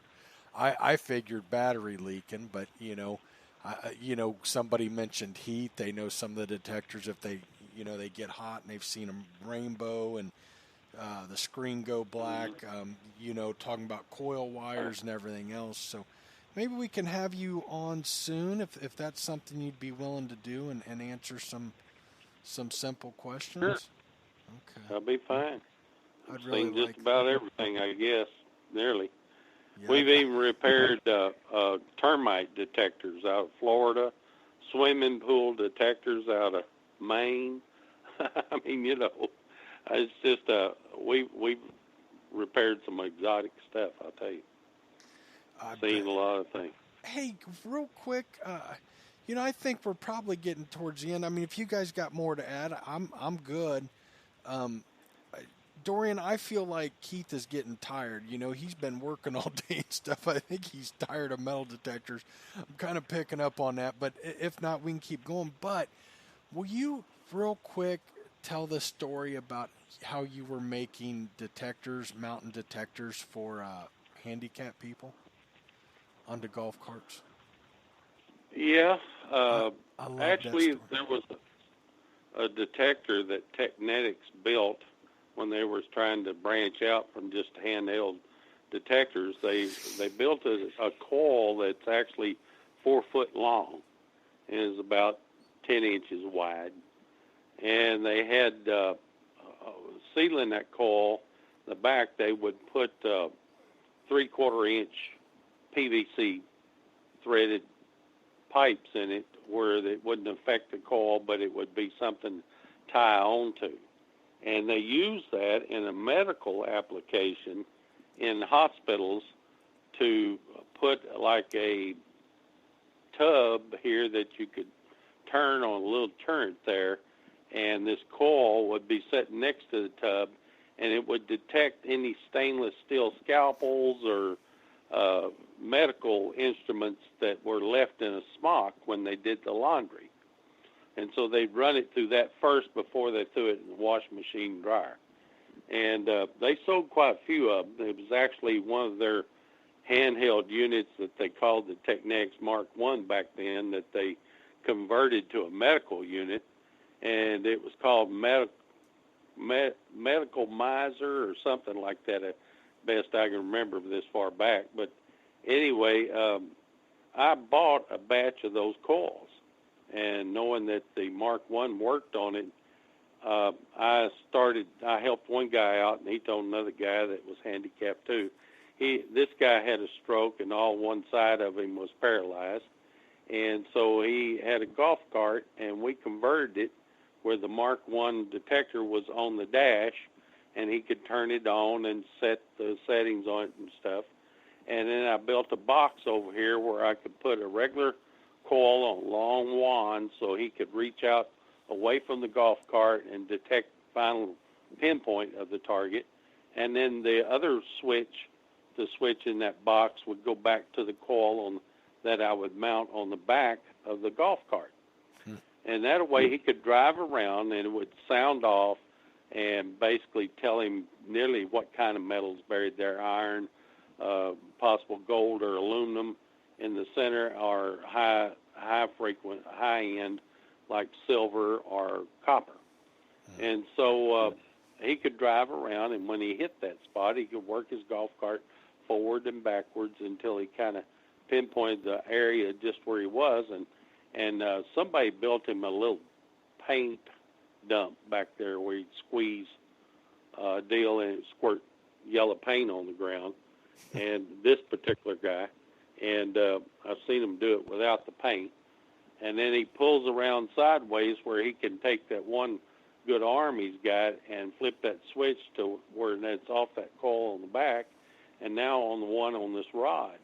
And he pinpoints the target exactly with it, and a lot of times he'll take the coil and turn it sideways and just kind of scratch the dirt so it marks the spot. And then he's got a shovel. As a matter of fact, his shovel had the upper part of a walking cane that had a seat cup on it, kind of like Dorian and I remember the old Sea Hunters that they used to have, the XL Sea Hunters, and they had a C-shaped cup instead of a regular arm cup that you see on detectors today, where you can get hold of a T-handle on the rod, and they just made an extension digger is what it is, and they could actually dig.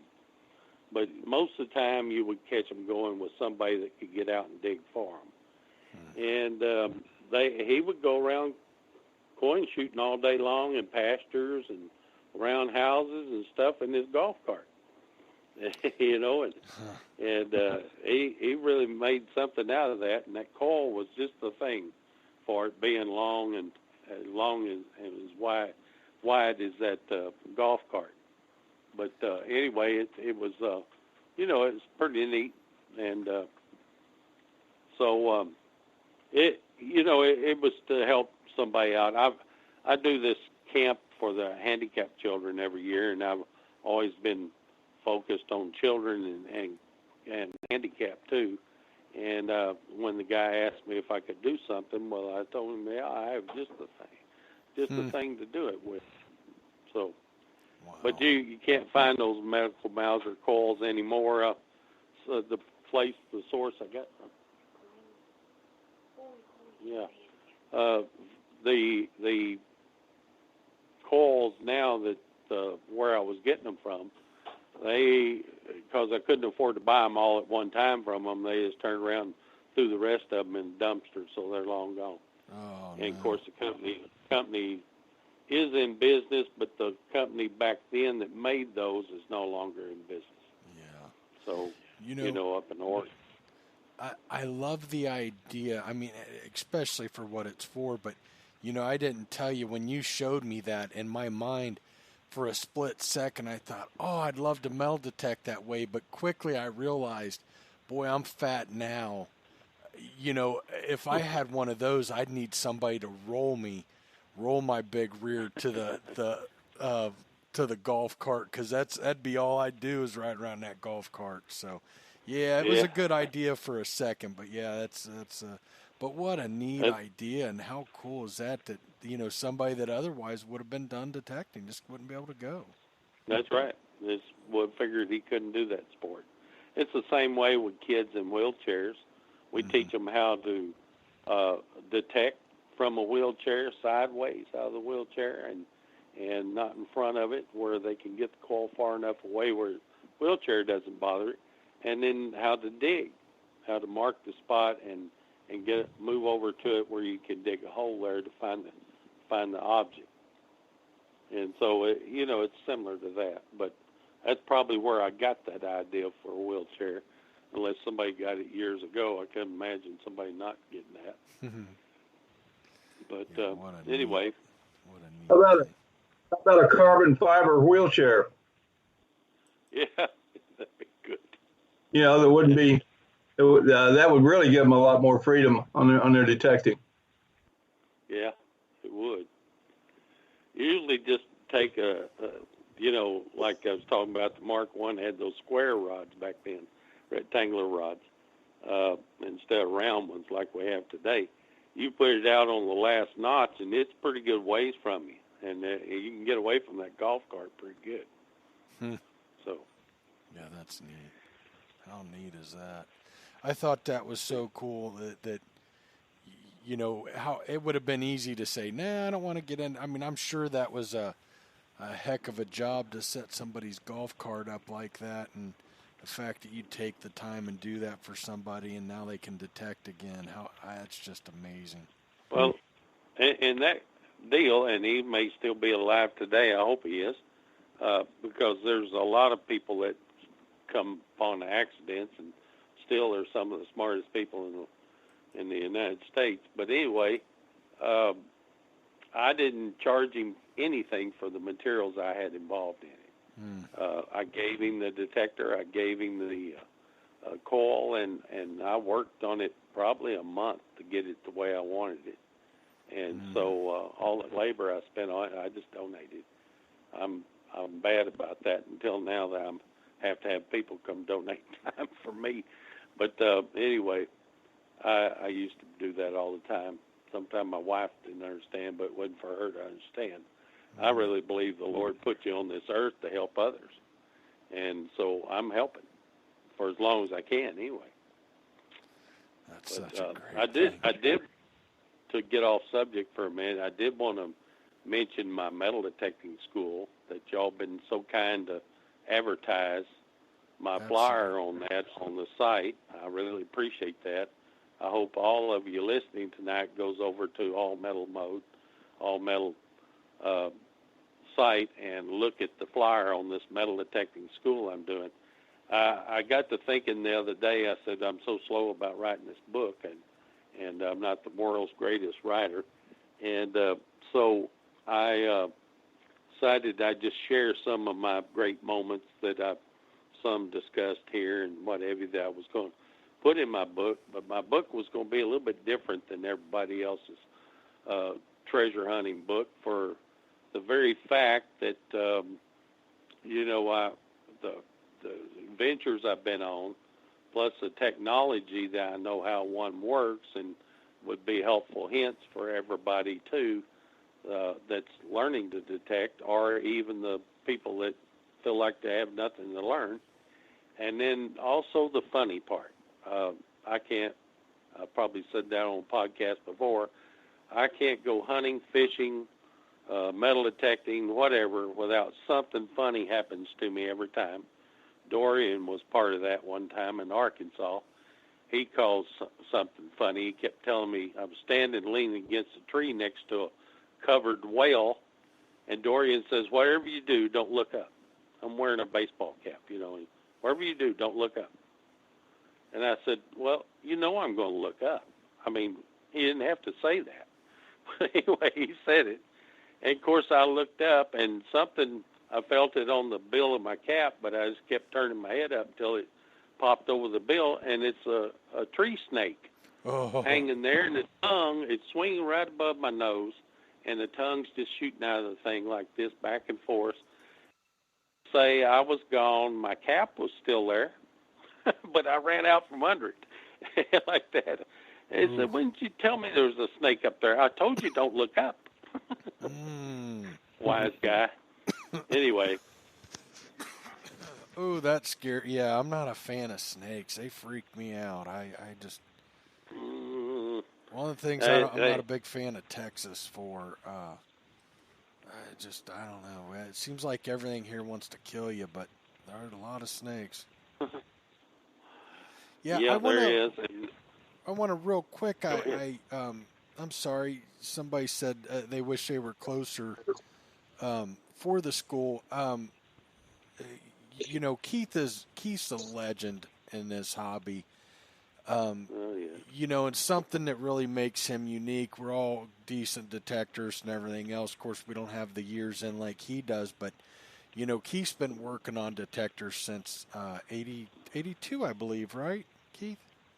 Yeah, I've been repairing detectors, yeah. He's been repairing detectors since 82, so he's kind of the whole thing there. You know, he can talk detectors, technology, you know, every aspect of it. You just heard him talking about cache hunting, and I'll tell you, I can't, as of right now, I can't make this one on October 5th, but I will make the next one. I believe I'll be in Ohio. Things are kind of up in the air right now there's some stuff going on, but it's October 5th, and I got it open right now. Keith, how do they just email you? Yes, let us know either by phone or by email. That's at the top. I put my letterhead up there so you'd have all the information. Well, you know, I just did a RSVP on it, and so you just put your name on the list to be there, and you pay at the door. It's going to be $40 a person. Mm-hmm. I guarantee you, professional or beginner, you're going to walk away with more information than you came in with. And no doubt. I'm going to actually put some stuff in the field outside in a test garden where you could, you know, test your machine and different abilities. And then I'm going to go outside with you after the morning of theory of metal detecting, how they work. I'll go outside with you and individually wander around and see people hunting, probably refine their hunting techniques and what they should be setting on, and maybe tell them why they should be listening to that signal when they don't think so, or why are they listening to that signal. So, you know, it can work both ways. I usually do in my club, I'm bad about putting a Y jack in the headphone jack with people and listen with my headphones, the same thing they're listening to, and just walk around during a hunt that we're having or something and fine-tune their skills maybe in that and what they're listening to. And it saves them a lot of digging, but it also rewards them of better finds in the long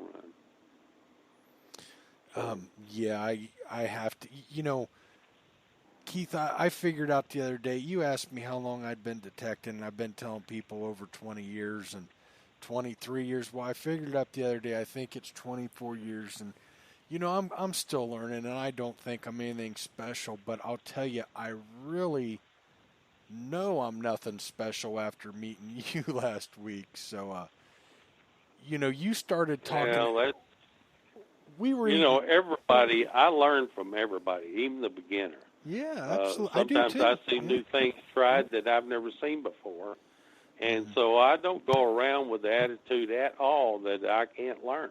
Right. And I sure don't think I'm the professional. There's a lot of people out there that qualify way more than I do, especially like Dorian.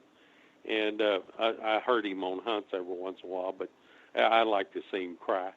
But anyway, I just don't think I'm all that special, but I thought I'd try to finish a book before I turn to dust, and maybe it'll help other people. I haven't decided what to name the book yet, but maybe the never-ending novel or something. I don't know. But anyway, I'm going to write a book somewhere that will help people learn and be enjoyable to read, too.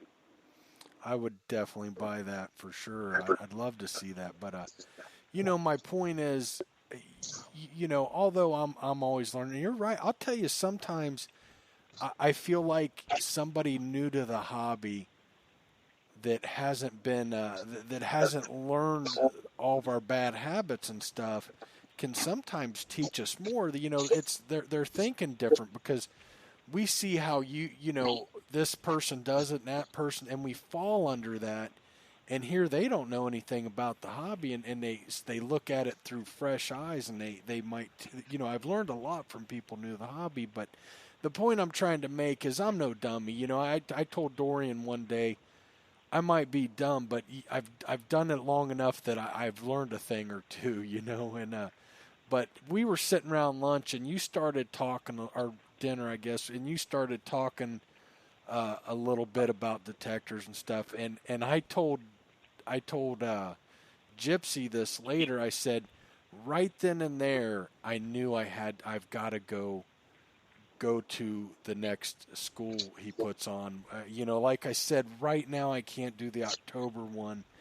I've got some family stuff. I'll explain later, but I will definitely go to one of those. The next one I can, and I'm looking forward to it. So I would tell any of our listeners, if you want to get schooled by a true legend that has just a ton of knowledge, you want to make it to that. And I would say even if you're out of state, it's going to be worth it.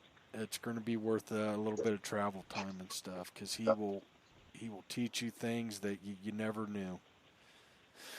Well, I promise you it'll be worth it. It's this really is a cut down form of my 6-hour seminar.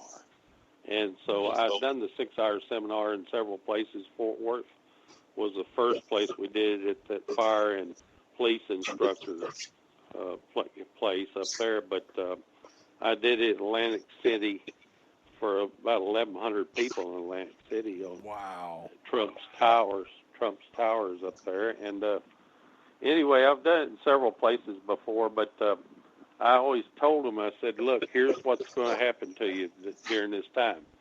If you listen, pay attention, do the seminar, there won't be a detector made on the market that you won't be fluent with within 15 to 20 minutes after you get it in your hands for the first time.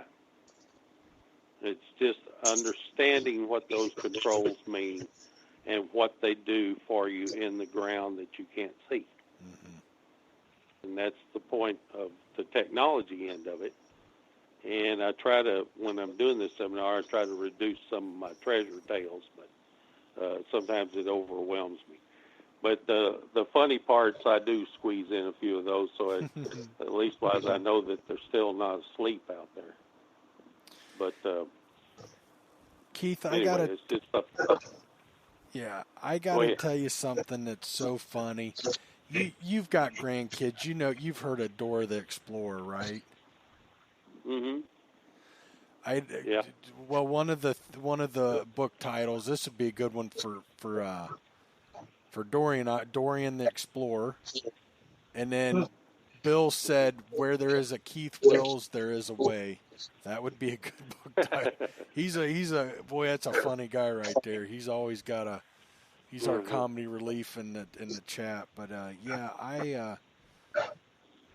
I can't wait to go to one. I wish this one in October I could make, but I might be able to if you got a spot open, but I just don't know yet. I'm playing things by ear right now. I can't really schedule anything, so. Well, if you left it up to my wife, I'd give up treasure hunting and go doing seminars all over the United States, but I hate to do that. I'm too much stuck on that. Maybe when I'm in a wheelchair, but after I teach people how to hunt out of a wheelchair, don't use my own teaching. But anyway, I just felt like it's becoming more apparent that I've waited all these years to do my book and hadn't done it like I should, and I'll share a few things I would put in it. There's a gob more that I could do and teach and show and tell about, but I'm not sure I can get all my subtitles I've already listed on things to talk about in the book. I'm not sure I can get all that unless you put out volumes of the book. So I don't know, but anyway. Well, you could definitely Dorian's do a book that. writer. He knows how to write books. Yeah, he does. And my wife writes books, but I don't. So Right. It's my first shot at it. So I'd sure like to see a book. I think, that's something that can carry on your legacy someday. yeah, I enjoy listening to audio tapes while I'm driving and stuff, and that maybe I should put them on CDs. That'd be a quick way to make a book, wouldn't it? Yeah, it sure I would. talk the talk pretty good. I can put it on CDs and let people drive around and listen to it on the way to a treasure hunt. Yeah, absolutely. That would be a good thing. I mean, yeah, that would any way to get it recorded for, whether it's a book or audio or video, whatever. I mean, it'd be nice to have that for future generations. Well, I hate to see other people wait for 53 years to get around to learning some of the stuff I was hard-headed finally to learn. So, I mean, Yeah, I agree. We'll have to talk about that. Maybe there's some other ways. If a book seems too big, maybe we can find another way to get you to do that. We'll have to think on that. Yeah. But, all righty. You guys ready? Dorian, did you have anything else you wanted to talk about or add to? Or Let's see. Is the mic on? Yeah. Okay. All right. Sorry. I'm going back and forth with this mute thing here. No, I don't have anything in particular. There's always more treasure stories and things like that. But I think we've made the point, as far as the cache hunting and everything. And the classes work. I put one on in East Texas when I lived there. And we had a lot of people from Keith's Club, East Texas Treasure Hunters. And we had two. Actually, there was three guys. And they weren't very friendly.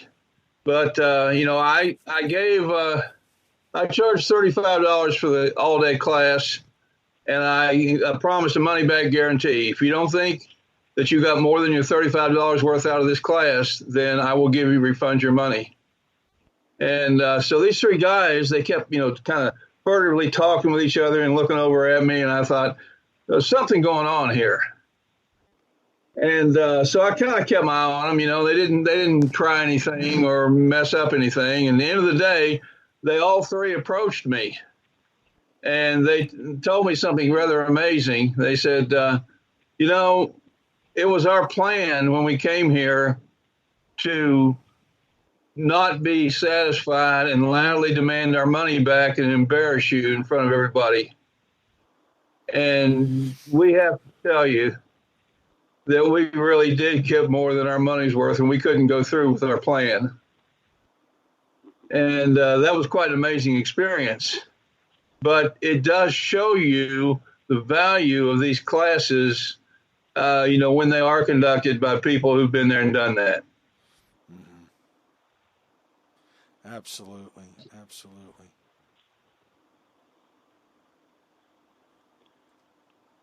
I take my club out every once in a while just for an activity for a change. And we go to a local park. We set up a Saturday go to a park, maybe rent a pavilion out there or reserve one. And we have a hot dog supper, and I do what we call an outdoor clinic. And that's where I bury a bunch of coins out there in the park. And, of course, there's other things buried out there that they'll find. And we give away prizes for the ugliest thing found, the trashiest thing found, the most unusual found, the best coin found, stuff like that. And it's a lot of fun, but everybody learns from it being outside like that, and it seems like they do better in the better than they do in the classroom sometimes, being what I call a clinic. And so, we spend a couple of hours out there in the park, and everybody has a good time. I think what I'm thinking about it, forgive me for asking it here, but I'll forget if I don't. There was a guy in your club that really, the guy was just really a friendly guy, always smiling. His name was Tony something, and I'm trying to remember his last name. You know what I'm talking about? Yeah. He was one of the founders of the club. I'm a founder. He's a founder. What is Tony's last name? Dadgummit, if he's listening to this, he's is he still alive? When I go to think of a name, Jerry Evans was also a founder of that club when we first started that thing. But he's still with us, Keith? Keith? Ran around with Jerry all the time to hunt. Do what now? Is Tony still with us? Yes. I email him every once in a while. Next time you do, give him my regards, would you? Tell him he's remembered. Tell him he's remembered. Okay. I even talked to Jerry Evans still. So they haven't got far. They moved off for a while, moved back, stuff like that. Okay. But I know who you're talking about. Yeah. I'll tell you what, that East Texas Treasure Hunters Club is one of the best I've ever seen, and I belong to treasure clubs from Virginia all the way to Washington State, and you guys had one of the best ones. Yeah, it's still going on in Longview, and then there's one in Tyler, and there's one in Henderson, Texas. All of them are pretty strong clubs, and we're talking right now about putting a multi-club hunt on in the fall. And all of us participate. We get to meet other people and stuff like that. Some of the members of one club is a member of several clubs, so they share some memberships. But as it is, we've done this in the past before, and it turned out real well.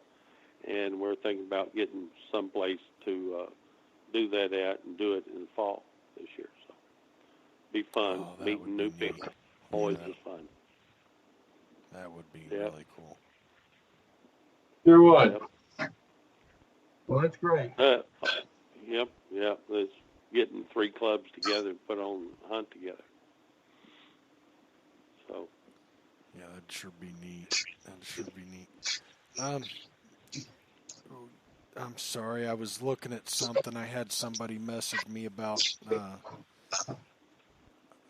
already getting a message about your school you're doing. So I was looking at that. Pass it on to me so I can get them on the list. I sure will. I'll tell them. Because we're limited to 55 people in that facility, so they need to get on it before it's all gone. Yeah, absolutely. Yeah, hopefully we can help you get that filled up good and quick. Mm-hmm. Hopefully we can do that.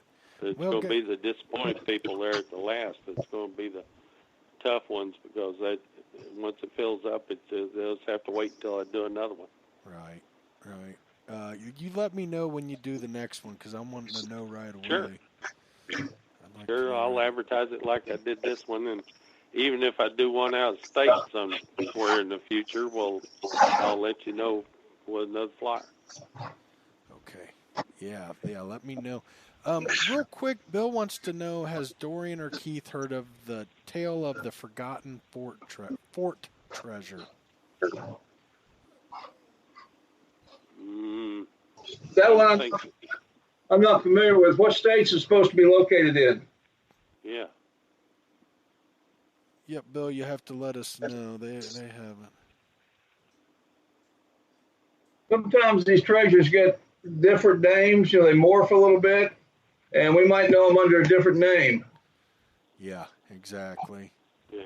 I think I know what true. he's They got- talking about, but I'm curious. He's not saying anything right now. He's probably Treasure. all. He said Treasure World, 1971, Ohio. He's told me of this, so I know what he's talking about. I don't remember the details, but it was a fort in Ohio. Okay, I don't know much about the Ohio. Yeah. Maria and I are both kind of Texas boys in a way. Yeah, he said Indian Wars, Oh, okay. and I want to say it was more 100% central Ohio instead of all the rest of the stuff that was on that western corridor. What was the source of the treasure? Was it an Army payroll? I don't think I could be wrong. I don't know if there was any treasure. I don't know. He's in here. I'm sure he'll chime in and chat, but I think it was just a fort that had never been heard of. I mean, all my years in Ohio and research and stuff, I'd never heard of it until he told me about it. But I'm sure. And I'm not sure what he's saying there, but yeah, I don't know. Maybe we can do some digging on that or something. Maybe we can get Bill on to talk about that. But guys, I say we wrap it up if you're good with it. We've been on a little over 2 hours. I mean, unless I don't want to cut you guys off. If you got something you want to add, we do. Dorian, you got a cash story to take us out on? Yeah, that's right. We wanted to go out on a bang with a bang, didn't we? Let me think of. Let's see.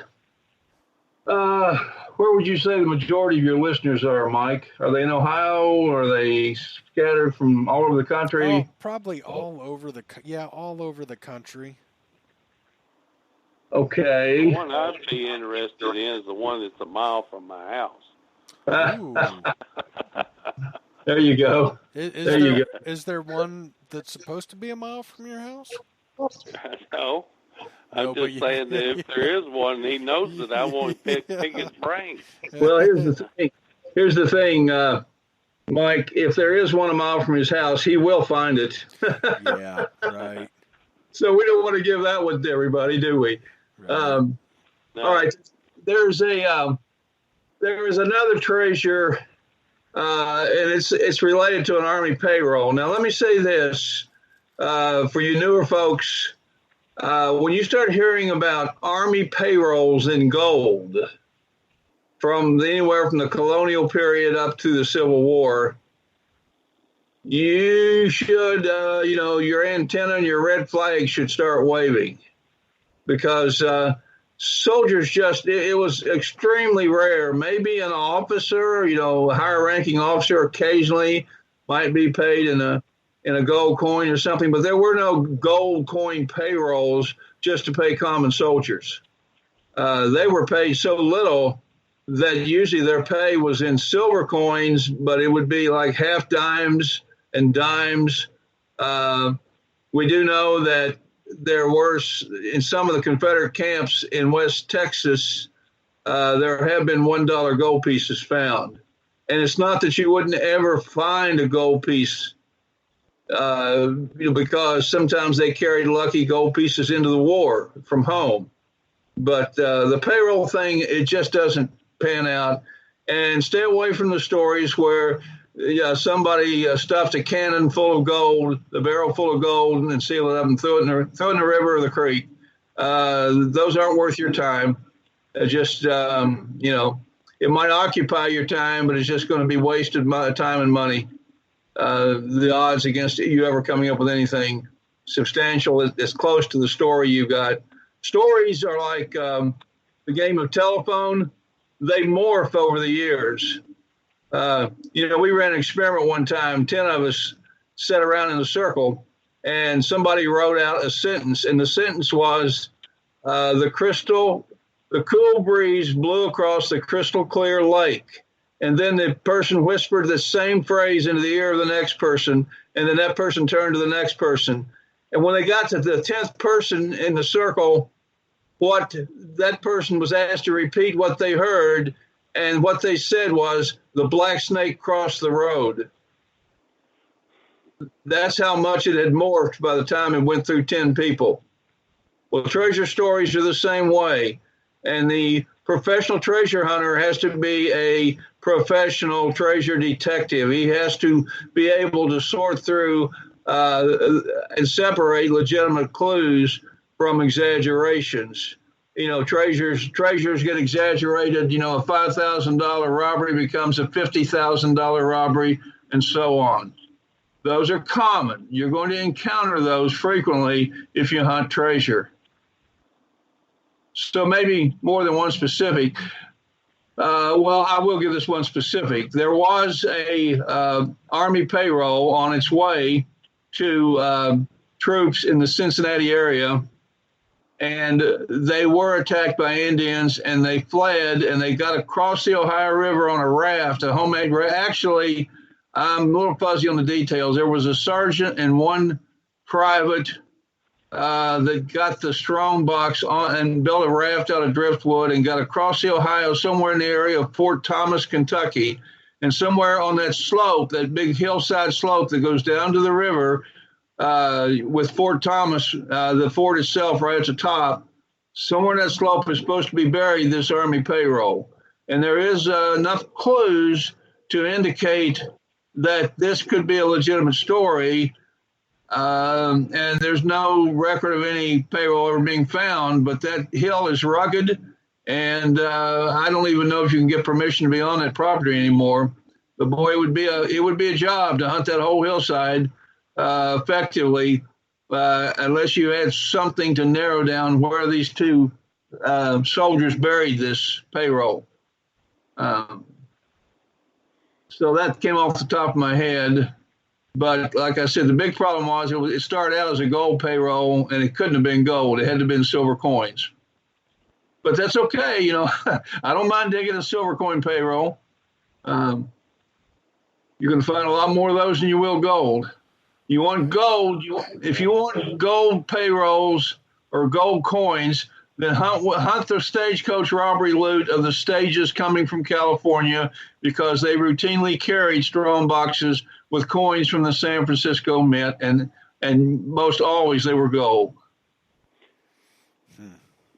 I can tell you a story about gold from one of my customers. Owned a detector 3 days and found a cache that any of us would be envious of. Huh. She bought a detector from me, and she told me that she wanted to use it to find her grandfather's money that was missing when he passed away. And her grandmother had just passed away, so they were selling the house. They had 4 days before they closed on the house. They said, well, just find cash they buried in the ground or something with this detector. I said, sure. Most of those caches like that are not buried over elbow deep, and because they either took them out to put money in or take money out. So you can definitely do it with this detector. And so anyway, she calls me, I think the second day she owned the detector. That's when she called me. Maybe the first day. Anyway, she called me and says, this detector is supposed to go off on tree roots? I said, no. She said, well, when I swing around this old tree that me and my sister used to swing in, tire swing, it goes off everywhere. And I said, well, if it's going off everywhere, it may not be in the roots. It may be in the tree itself. And I said, a piece of barbed wire wrapped around a tree will make that detector go off and give you false signals a lot of times. And so she comes back and calls me that afternoon or the next day morning, and she tells me, I found out what it was. It looks like Grandpa, this tree's been hit by lightning so many times, and it's a dead snag now, and we meant to remove it before we tried to sell the house, but the new owners want to buy it with the tree there, and they'll get rid of the tree. And I said, well, okay. And she said, well, right at the bottom there was a split in the tree. It looks like my grandpa put some kind of wire, screen wire in it, and plastered it. that split in the tree, and it's there, and it's metal. Every time I go across it, it sounds off. Even on the back side of the tree, I can pick it up. And I said, well, that's what was giving you trouble then. Not thinking of a cache for her at all. She's just beginning to learn how to use the detector, see. So the next day, she calls me up, and she's just huffing and puffing. This is the third day she owned the detector. And she's just huffing and puffing. You can't hardly understand what she's saying. And she said, I got sick and tired of that wire keeping me from finding anything that my sister and I might have lost while we're on the swings, because I lost a ring there, and I wanted to find it before somebody else gets the property. And so I brought a hoe and hung it in that plaster and wire and ripped that wire out of there. And I said, okay. And she goes, well, we found out what was wrong and why probably lightning was hitting the tree all this time. It was full of gold coins. And my husband's out there had $20 double brand new. And what finally was figured that her grandpa was going out and buying a new one every payday or something like that. And there was a squirrel hole up there about as high as you could reach above your head. He's dropping it down that squirrel hole. It was going in that hollow trunk. And so they got 281 double eagle gold coins out of it. But she said her husband and their son chopped that tree up into toothpicks. They don't have to worry about getting rid of it. They wanted to make sure they had every gold coin out of that thing.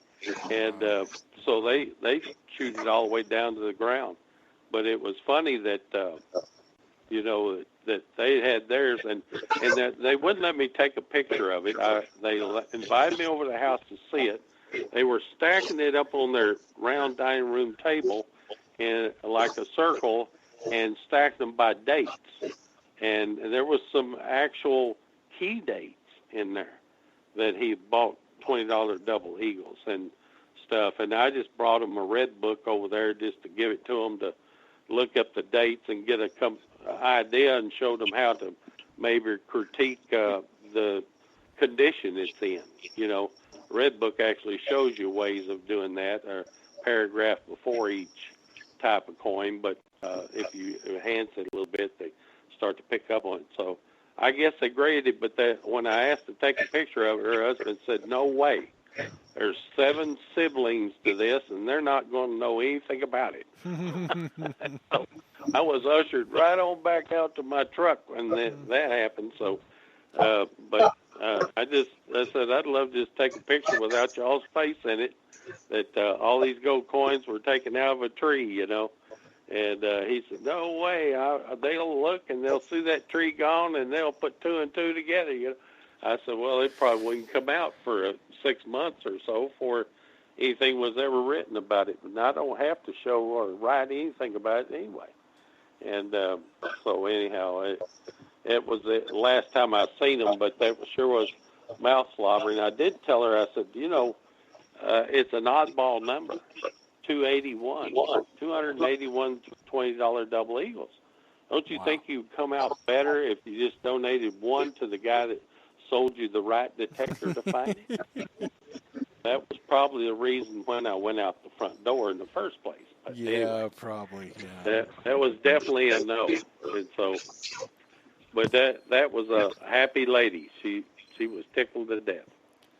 Oh, so she gave me a big hug before I got pushed out the door. Her husband. Anyway. Oh, wow. Someday. Go ahead. Yeah, I was just going to say, hearing these stories, gives me hope. I've never been a big believer in I'll find one, but, I think with a little bit of work it can happen.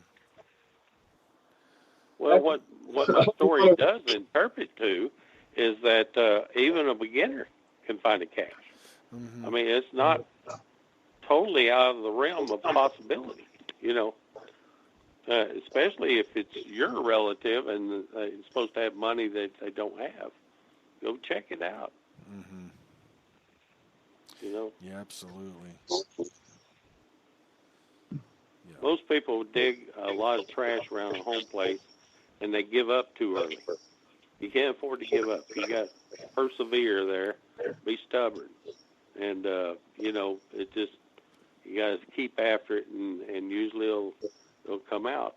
Sometimes you'll get something that maybe it's not cash, maybe it's something that has the owner's name that passed away or something there, watch fob or something like that.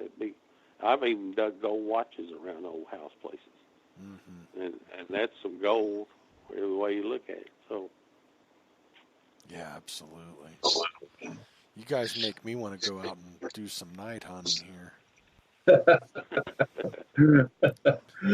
Yeah, the big thing is there's always the chance that the next signal will be something really, really good. You just never know. And that's what keeps it fresh and interesting because, sometimes you can be in this 50 years, never find a cache, and then hit 2 or 3 inside of 6 months. I've seen that happen to people. Yeah, that'd be amazing. I have too. Absolutely amazing. It's the intrigue that the next hole you dig, like Dorian's talking about, and it creates an adventure for you, one that you probably won't forget most of your life. So that's the fun of it. I go a lot of times, and when I put my headphones on, the world goes away. Same here. It's just me and walking around. If I do anything, talking to the Lord while I got my headphones on, I hear a beep. We pause the Lord talk, and we look to see what the beep is.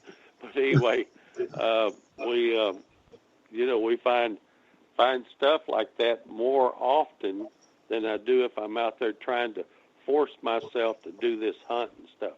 It's supposed to be a pastime that you enjoy. Enjoy it. The stuff will come. You just have to get over it. Exactly. Yeah, you're right. And I think some people forget that. This should be your way to unwind and enjoy and have fun and escape everything. We've had conversations about that's how I get away from the kids, and I love my kids. I love spending time with my family, but we all need a break from everything, and I put those headphones on and the world goes away, and it lets me shut my mind down, and instead of thinking about the kids and how I'm going to do this and how we're going to pay for that and this and that, instead of having all those stresses of life going on, I'm just processing tones in my head, and enjoying the scenery. So, guys, we have lost. Go ahead. Go ahead. No, go ahead. I was about to say that what I can't understand at all is here I am a dealer, and I should be rich by now for all this going on in the world, especially in America. With all the stress we got going on now, I should be selling a detector every minute, right, every day. Right. So I'm just wondering what happened there. But anyway, go ahead. Too many people don't get away from the stress, and for us it's metal detecting, but there's other people. Hey, if you don't like metal, just find something. Find a way to get away from the stress of daily life. I mean, there's nothing else for me but metal detecting. But, for some that doesn't. Hey, if it's golf or fishing or hunting or whatever, figure that out. I think we all need that. Life is busier than it's ever been, and there's more going on than there's ever been, and you got to find something and a way to get through that. I think. Guys, I'm ready to wrap it up. Okay. I'm actually in the bedroom and stuff, saying the baby's ready for bed, and he sleeps in a crib in here. And let's go ahead and wrap it up for the night. And but I want to get you back on Keith. I know we get on here and we talk forever, and I know you'd probably like to finish your day and not have to talk about detectors, but I'd sure like to have you on again.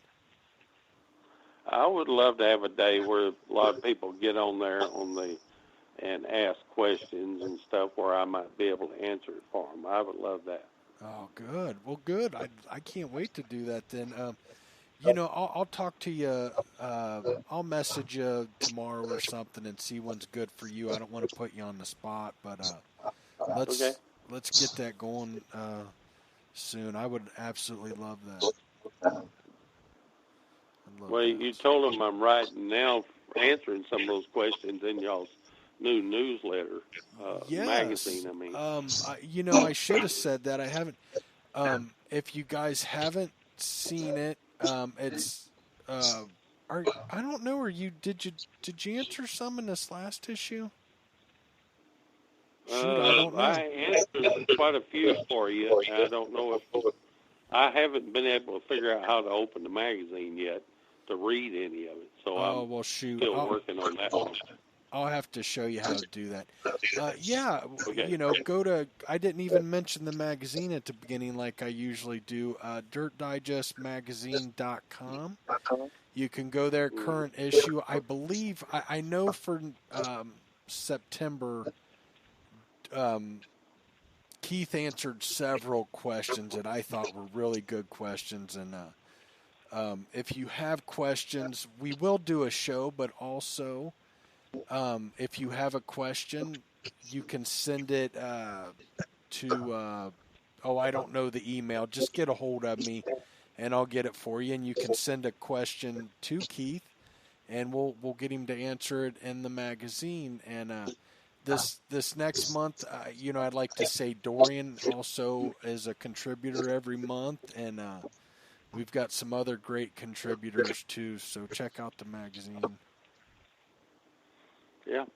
In my metal detecting school, like I said, I got a letterhead up there. It's got both my phone number, website, and my email on it. I'm always open to answering on email, or they can call me up, whatever. Email would probably be easier. I can get to the answer at my time and not be involved with somebody else. Right. And everybody listening, to find that, to read about the school and get his email and all that, just go out to the All Metal Mode Facebook group, and I posted it earlier. I know you can go out to Zero Discrimination, which is Gypsies, and it's there as well. And what I will probably do is from now and until he has that, I'll probably post that like at least once a week, if not every couple days, so everybody sees it. You want to do that if you can make it. I don't care if you got to travel out of state. You'll learn a lot. It'd be worth it. You meet good people, and Keith's good people. But try to be. We'll keep getting that. We'll keep getting the word out for you, Keith. We'll let everybody. Well, thank you much for the invitation tonight. I appreciate it. Oh, it's always a pleasure to have you on. You know that. Yeah. Absolutely. Well, Dorian, good night. Good night, sir. Hope to see you soon. Mike, good night, and expect more visits from you. Yes, sir. You're going to have one here real soon from me. I'll let you know. Okay. All right.